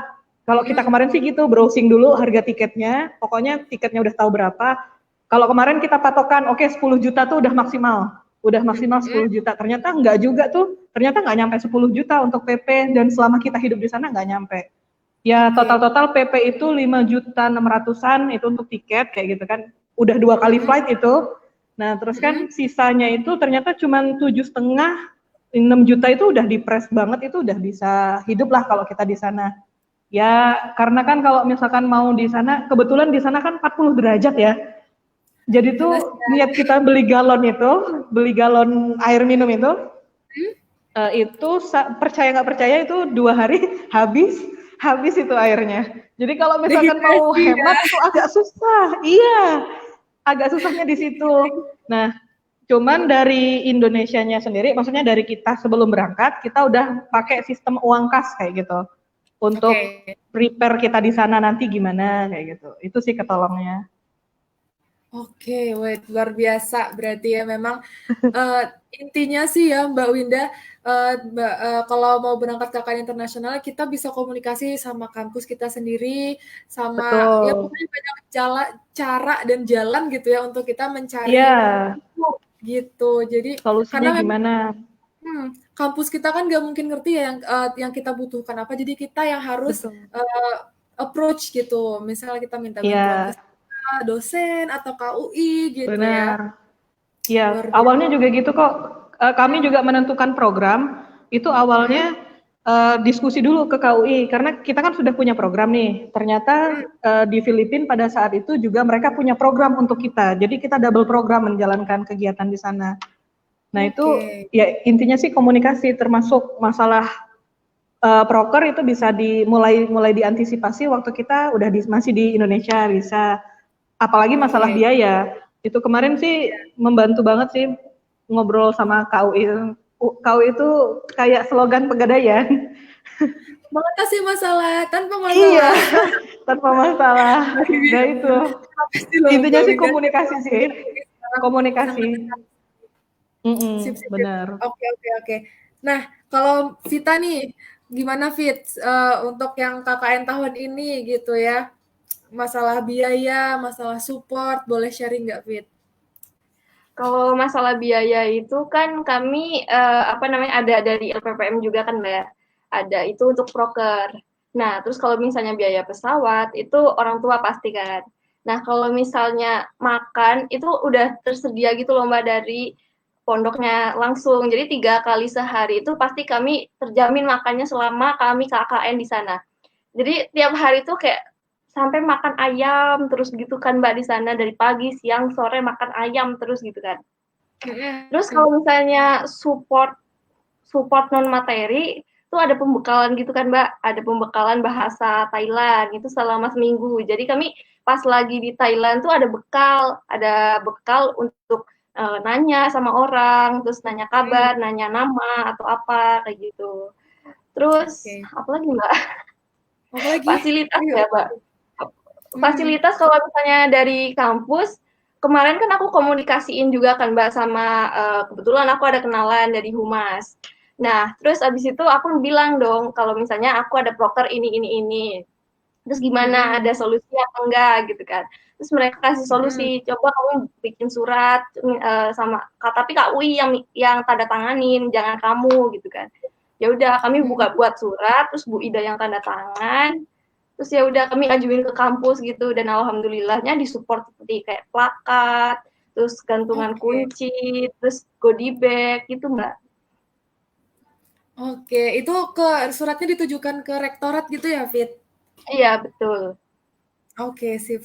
Wah, luar biasa ya. Jadi emang semuanya adalah kuncinya komunikasi yang baik ya, kita mengutarakan maksud, karena memang kita juga membawa nama kampus, kayak gitu ya.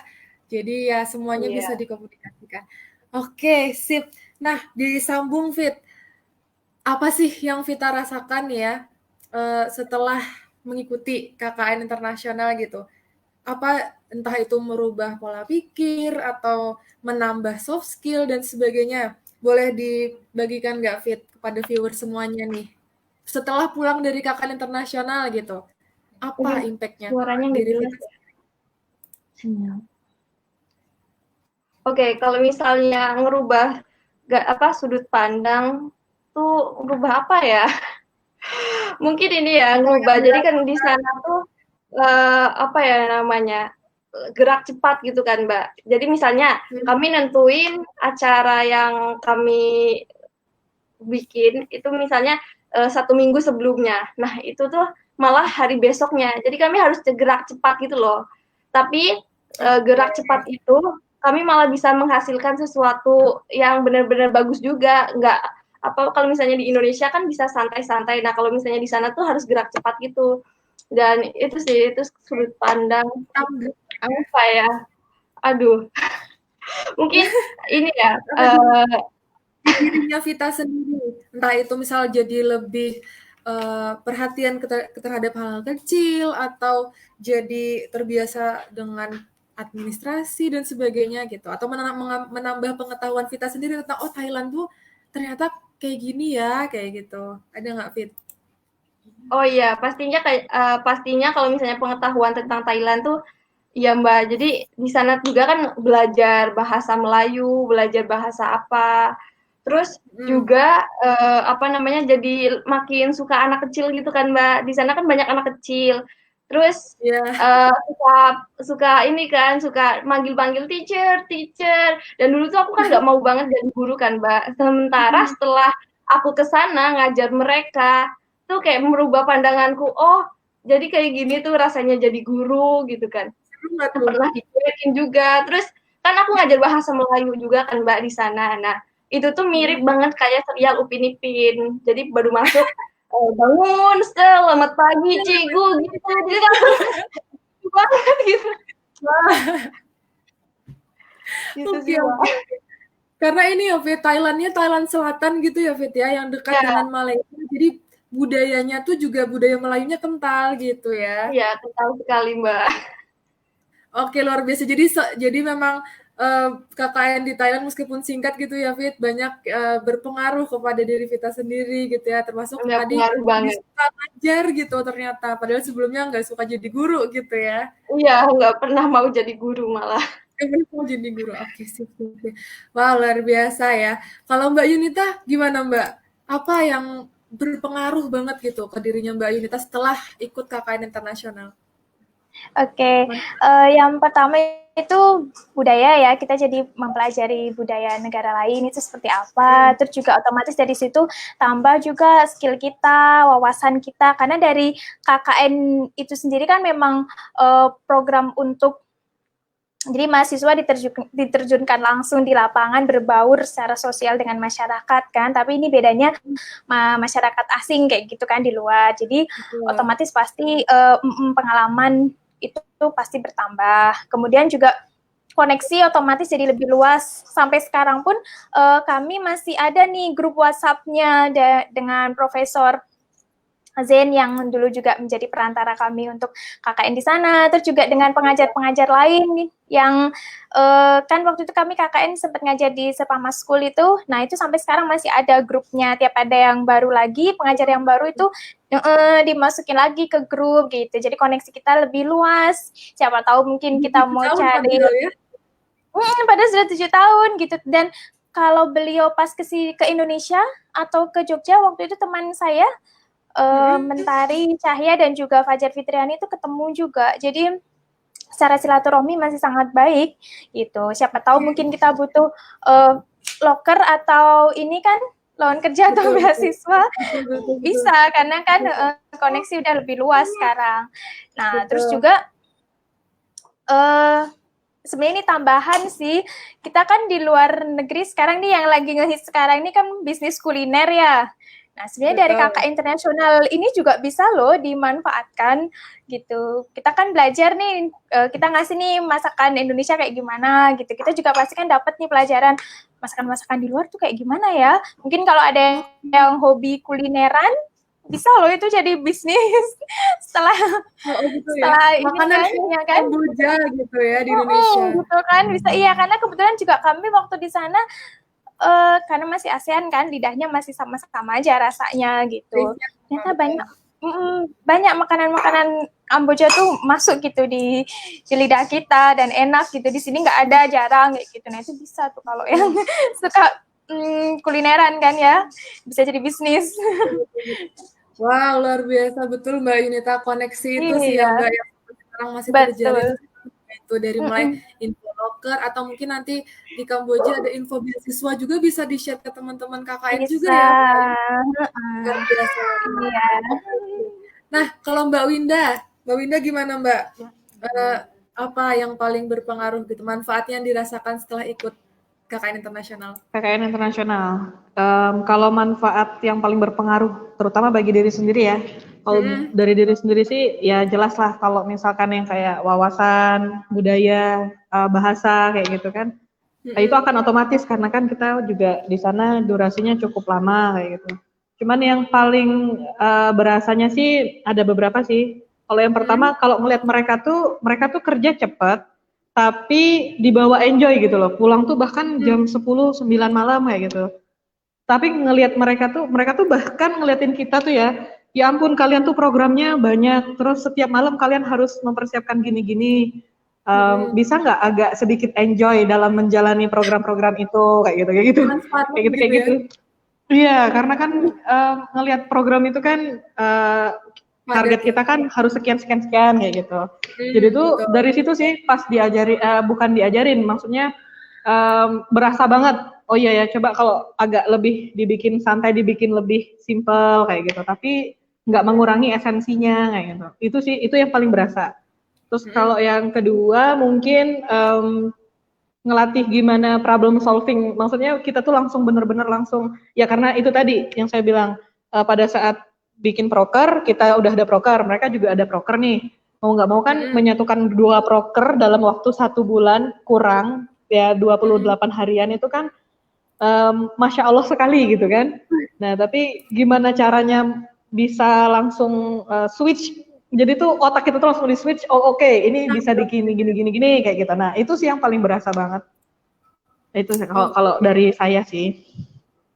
Oke, luar biasa. Jadi memang impact-nya tuh soft skill iya gitu ya, nambah jaringan iya, nambah wawasan iya gitu. Luar biasa. Padahal waktunya hanya sebulan gitu ya, tapi ketika waktu itu kita manfaatkan dengan benar gitu ya, kita KKN gitu, hanya kita mengabdi, tapi kita juga menyerap gitu yang di sana gitu. Luar biasa. Jadi kualitasnya sih, nggak kuantitasnya ya kan? Betul. Jos. Kita berbicara luar biasa. Mungkin ini untuk viewers ya yang besok akan nanti kebijakan Kampus Merdeka itu bahwa KKN-nya 1 semester ya, 1 bulan aja tuh bisa seperti ini gitu, bisa bermanfaat sekali kayak gitu, bisa apa ya, impactful gitu bagi kita yang KKN, apalagi besok yang KKN-nya 1 semester gitu, akan bisa lebih menambah banyak banget input gitu kepada diri kita masing-masing yang melaksanakan KKN gitu ya, entah itu di dalam negeri ataupun di luar negeri gitu. Jadi siap-siap ya viewers, dan tadi tips-tipsnya yang dari awal tuh udah ada tips sebenarnya tadi ya, tolong dicatat. Kalau ketinggalan silahkan nonton ulang abis ini ya viewers, biar nanti KKN-nya lebih mantap lagi, lebih siap lagi. Nah sebenarnya kita ada pertanyaan dari tadi nih mbak-mbak semuanya di kolom komentar. Cuman berhubung waktu kita ini sebenarnya sudah belendang ya, sudah lewat gitu dari estimasi, kita nggak bisa jawab semua, kita jawab satu aja nanti. Kalau misalkan setelah ini Mbak Winda, Mbak Yunita, dan Mbak Vita bisa langsung menjawab pertanyaan di kolom komentar gitu ya. Kita jawab satu. Di sini ada yang mana ya? Oke, dari Mbak Mita Ardani.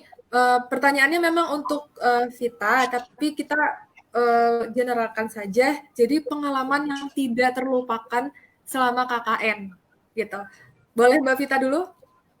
Oke, baik. Oke, pengalaman aku yang nggak bakal dilupain itu ada 2 sih Mbak. Sebenarnya semuanya pengalaman nggak terlupakan. Cuma aku mau 2 nih. Yang pertama itu kan pas aku kondangan di Patani, itu kan pas banget ada pengeboman di Thailand. Dan di situ tuh langsung semuanya panik. Dan banyak banget tentara gitu loh Mbak, di sepanjang jalan banyak banget tentara, mobil di stopin gitu, padahal kami kan mau kondangan rencana, nah kondangan di kakak tingkat di UAD gitu kan Mbak. Nah, di situ tuh kami langsung kayak, gimana ya, terus tapi akhirnya nggak apa-apa sih, lanjut aja kan. Nah, di sana tuh biasanya kan kalau misalnya di Indonesia kan pernikahan itu kita salaman sama pengantinnya dulu baru makan. Nah, di sana tuh beda, Mbak. Di sana itu makan dulu baru salaman sama pengantinnya. Dan itu makanannya tuh unik-unik gitu loh, Mbak. Ada tahu ikan asin, Mbak, gesek. Yang tipis-tipis itu. Nah, itu di kondangan ada kayak gitu. Terus kayak ya ini kayak makanan di rumah gitu. Terus ada juga rendang, gulai. Tapi yang paling nggak aku lupain itu setelah KKN sih, Mbak. Jadi kan aku batuk gara-gara pulang KKN itu habis ngumpul berkas hujan dan aku makan geprek. Terus aku batuk. Nah, abis itu aku bilang dong sama Mbak Eci, Mbak aku batuk nih, gitu kan. Terus abis itu, kamu nih dari negara terdampak loh, Singapura, Thailand, gitu kan. Terus abis itu kamu harus isolasi mandiri, gitu kan. Oke lah Mbak, aku isolasi mandiri. Tapi besoknya itu karena laptopku jatuh, jadi aku ambil laptop. Setelah pulang dari dari ambil laptop itu, tiba-tiba ditelepon sama KUI. Vita kamu stay di situ ya, mau dijemput pakai ambulan. Aduh, itu langsung panik dong. Terus aku langsung kayak mau nangis, terus telepon ayahku, bapakku sih. Telepon bapak aku di situ sama kakak aku juga, mereka juga semua panik. Dan karena kan di Indonesia ini belum ada COVID-19 ya, Mbak, belum ada kasusnya. Dan sementara itu kasus pertama juga aku di Jogja. Dibawalah aku sama temanku sama anak satu exchange dari Malaysia. Kami bertiga terus dibawa pakai APD lengkap, terus sirinenya tuh dibunyiin gitu loh, Mbak. Jadi tetangga-tetangga tuh untungnya tuh masih di dalam rumah. Coba kalau misalnya keluar rumah mungkin heboh APD lengkap gitu kan. Petugas dengan APD itu. Oke. Ya iya, betul Mbak. sih, COVID. Karena apa? Ya karena itu benar-benar awal-awal banget COVID-nya di Indonesia heboh, dan UAD tuh memang kayak baru terbentuk Satgas COVID-nya UAD gitu, dan betul banget gitu ada mahasiswa yang dari luar negeri dan itu negara terdampak gitu. Jadi memang pencegahan langsung kayak diterjunkan Satgas ke sana, siapa aja mahasiswa yang dari luar negeri, siapa aja dosen yang dari luar negeri itu langsung di tracing gitu. Dan apalagi Vita sempat ngeluh ada batuk gitu kan, which is itu tanda-tanda seorang yang terkena COVID itu ada batuknya gitu. Jadi makin gitu kan. Iya. Cuman isolasi mandiri ya. Cuma kayak panik gitu loh, Mbak, awalnya. Kayak langsung dan itu otomatis demam, panas dingin. Terus soalnya kalau misalnya lewat lampu merah, itu langsung pada ngeliatin semua gitu kan. Terus langsung jangan sampai viral. Jadi terus sampai di Sarjito itu pun aku langsung tutup muka gitu loh, Mbak, saking takutnya ada yang ngeviralin itu. Terus dimasukin ke ruang isolasi kami bertiga, dan stetoskop yang abis ini periksa kami itu langsung diguyur pakai alkohol 1 botol. Terus aku kayak ngerasa, aku sakit apa gimana, aku virus apa gimana. Sampai gitu. Terus abis itu kan dosen pendamping aku, Bu Ani, sama video call, Bu Ida juga. Cuma nggak aku bales gitu kan, Mbak, karena udah nggak mood, gimana ini. Terus bapak aku sampai di rumah, gimana gitu kan. Terus tapi alhamdulillahnya pas di rongsen itu nggak apa-apa kok, ini cuma batuk biasa gitu kan. Soalnya GoFood aja kan kami kelaparan kan, Mbak, belum makan dari siang. Itu sampai jam 9 malam, dari jam 2 siang sampai jam 9 malam. Dan itu tuh nggak boleh GoFood, nggak boleh keluar, dan yang boleh keluar tuh susternya. Tapi kan kami takut repotin dan makin lama, jadinya kita nggak jadi GoFood kan. Terus ya udah kayak gitu, Mbak. Ya Allah. Sedih ya, Vi, tapi emang berkesan banget ya. Sebenarnya yang di KUI juga tuh agak-agak panik juga gitu, Fit, karena iya ini mahasiswa yang kami urusin kemarin, terus tiba-tiba ada COVID-nya rame, tiba-tiba dijemput ambulan dan kita juga harus mengkondisikan kalian-kalian kayak gitu kan. Iya Dan bener, takutnya Mbak. kenapa-napa, emang khawatir banget gitu. Tapi alhamdulillah Iya, semuanya terselesaikan gitu ya. iya. Ya Allah. Dan abis itu tuh Mbak, besoknya tuh langsung aku cari berita corona di Jogja. Soalnya takut Mm-mm. banget masuk berita dan aku chatin kayaknya semuanya, Mbak jangan ngomong ke siapapun ya kalau ada yang wawancarain, aku nggak mau gitu kan, saking takutnya gitu. Dan ibuku Oke, pun baru tahu setelah aku pulang, udah lama, udah 3 bulan baru ibuku tuh tahu. Soalnya kan ibuku tuh biasanya orangnya panikan, apalagi kalau misalnya anaknya sakit. Jadinya mm. aku nggak ngomong ke ibuku, tapi ngomong ke bapakku sama kakakku gitu sih. Oke, luar biasa. Benar-benar itu memorial banget sih, Fit. Jadikan pelajaran yang hampir viral gitu ya. Terima Hampir kasih, viral Fit. gara-gara corona. Betul. Makasih Vita pengalamannya. Kita tanya Mbak Yunita dulu ya, gimana yang paling nggak terlupakan satu deh gitu Oke, selama KKN. sebenarnya ini kakak internasional tuh salah satu the best momen yang kampus berikan kepada kami ya. Kami sangat berterima kasih sekali. Di sini ada dua sih sebenarnya hal yang semuanya nggak terlupakan sampai sekarang ya, feel-nya itu. Tapi tapi yang pertama itu bahwa kita dapat satu keluarga di sana, di mana kita tadinya takut kan gimana di sana asing kayak gitu, ternyata enggak. Kita sampai sekarang kita masih ada beberapa warga yang kami kontak di media sosial kayak gitu. Jadi karena di sana kami tinggal di sana kan sekian hari, itu benar-benar udah kayak keluarga. Jadi suatu saat kalau mungkin ada rezeki buat kesana lagi itu udah nggak asing, kita kayak udah punya keluarga gitu di sana. Itu keramah tamahan dari penduduk di sana itu luar biasa. Dari yang kecil sampai yang sudah tua semuanya ramah. Terus yang kedua itu hikmahnya tuh nasihat dari dosen pembimbing KKN kami ya, yang dari saya sendiri tuh masih saya pegang sampai sekarang. Jadi waktu itu otomatis namanya KKN ya, nggak cuma di luar negeri, di dalam negeri juga pasti ada kendala. Tapi beliau berpesan kepada kami bahwa kunci kesuksesan KKN itu 10% terletak pada program kerja yang terencana dengan baik. Tapi kalian harus ingat 90%-nya itu terletak pada kekompakan tim.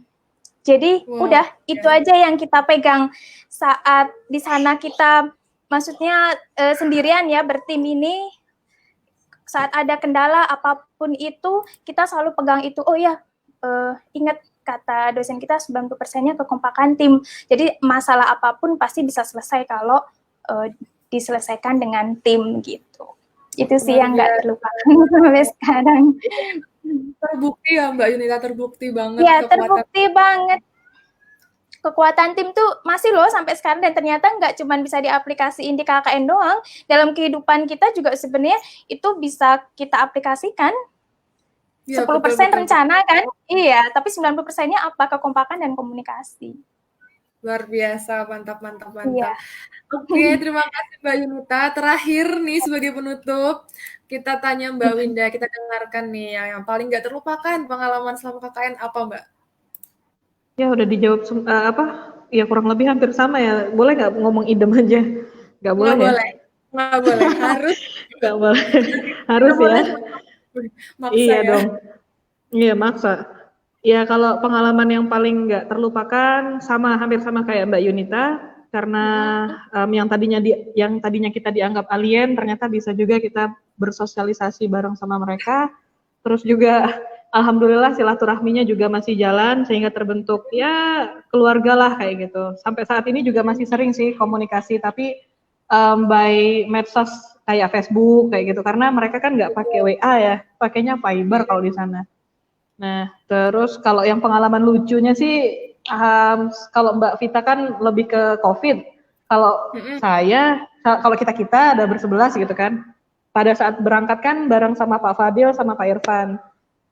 Kan flight-nya itu dari Manila ke Naga kan pakai pesawat yang baling-baling itu loh Mbak. Yang baling-baling, yang cuman jarak pendek itu kan. Nah, itu karena ini ya, kan nggak tahu ya, maksudnya tuh kan biasanya kalau kita mau take off itu kan kenceng tuh jalannya, itu kan enggak ya, itu kan pelan banget tuh jalannya. Sampai Pak Fadil sama Pak Irfan tuh ya, ini kita naik pesawat nih kira-kira bisa nyampe nggak kayak gitu, ini udah terbang belum sih? Agak-agak worry Mbak. Jadi kan yang tadi saya bilang kan di sana lagi musim angin topan, jadi angin kan kenceng, pesawat tuh miring-miring sampai bilang kan ya Allah niat kita kesini tuh kan baik ya kan. Kalau misalkan ada something wrong nanti bakal kejadian atau apa kayak gitu. Ya udahlah kayak gitu udah pasrah. Ya tapi sekarang kan jadi cerita walaupun pada saat itu takutnya bukan main. Betul, Tapi seru-seru aja sih. Kalau pengalaman berharga itu sih yang paling berharga. Maksudnya ya kita bisa kita ada keluarga di tempat yang lain kayak gitu. Yang tadinya mungkin kita dianggap orang wah alien dari mana ini gitu kan. Tapi alhamdulillah enggak sih. Maksudnya mereka kan berpandangan seperti itu karena memang belum ada orang yang masuk ke lingkungan mereka yang seperti itu kayak gitu. Tapi ya by the time mereka juga udah paham. Bahkan orang-orang yang di daerah situ juga masih komunikasi. Bukan hanya yang dari kampus ya. Kalau dari kampus ya wajar lah kalau komunikasi. Gitu sih. Sip. Jadi Mbak Winda dan teman-teman dari UAD ini membuka ya mata warga sekitar sana ke ada loh universitas ini, ada loh komunitas muslim ini kayak gitu ya Mbak. Luar biasa sih. Oh satu lagi sih, kalau biasanya kan kita kalau KKN ada bawa banner-banner gitu ya sama alat-alat ini. Kalau kemarin itu kalau di Filipina mungkin nggak tahu ya, kalau sekarang mungkin udah berubah. Kalau dulu itu nggak boleh tuh bawa banner, bolehnya cuman sebatas ukuran karton itu loh.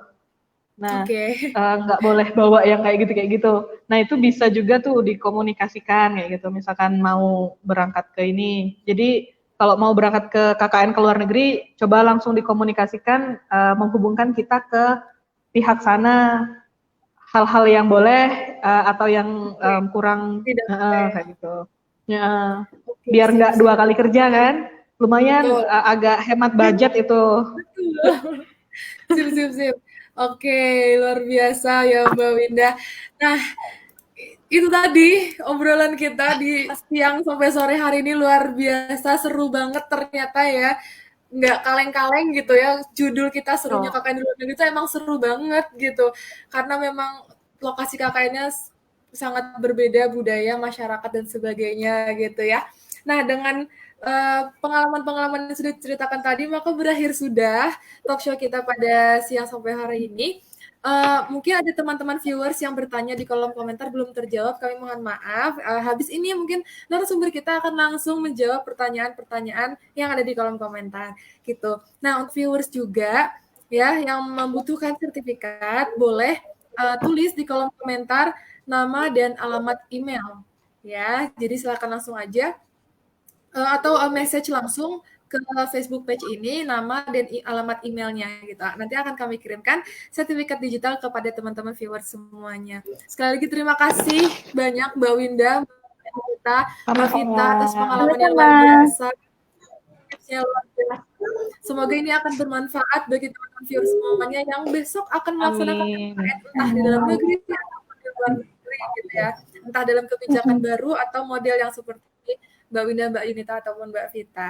Terima kasih sekali lagi untuk narasumber. Terima kasih juga untuk para viewers yang sudah bergabung, yang sudah setia setiap minggu ya hadir di OIA Sharing Session ini. Terima kasih banyak. Jangan bosan-bosan. Stay tune terus karena dari kantor kerjasama dan urusan luar negeri, khususnya bidang kerjasama luar negeri, akan insya Allah gitu ya, akan terus menginformasikan seputar kegiatan dan atau program internasional mahasiswa gitu.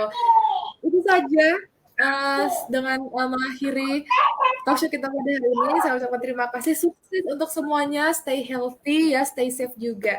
Gitu. Kita harus tetap sehat di situasi seperti ini. Oke, terima kasih sekali lagi. Mohon maaf jika ada salah kata. Wabillahi taufiq wa hidayah. Wassalamualaikum warahmatullahi wabarakatuh. Happy weekend. Waalaikumsalam warahmatullahi wabarakatuh. Salam.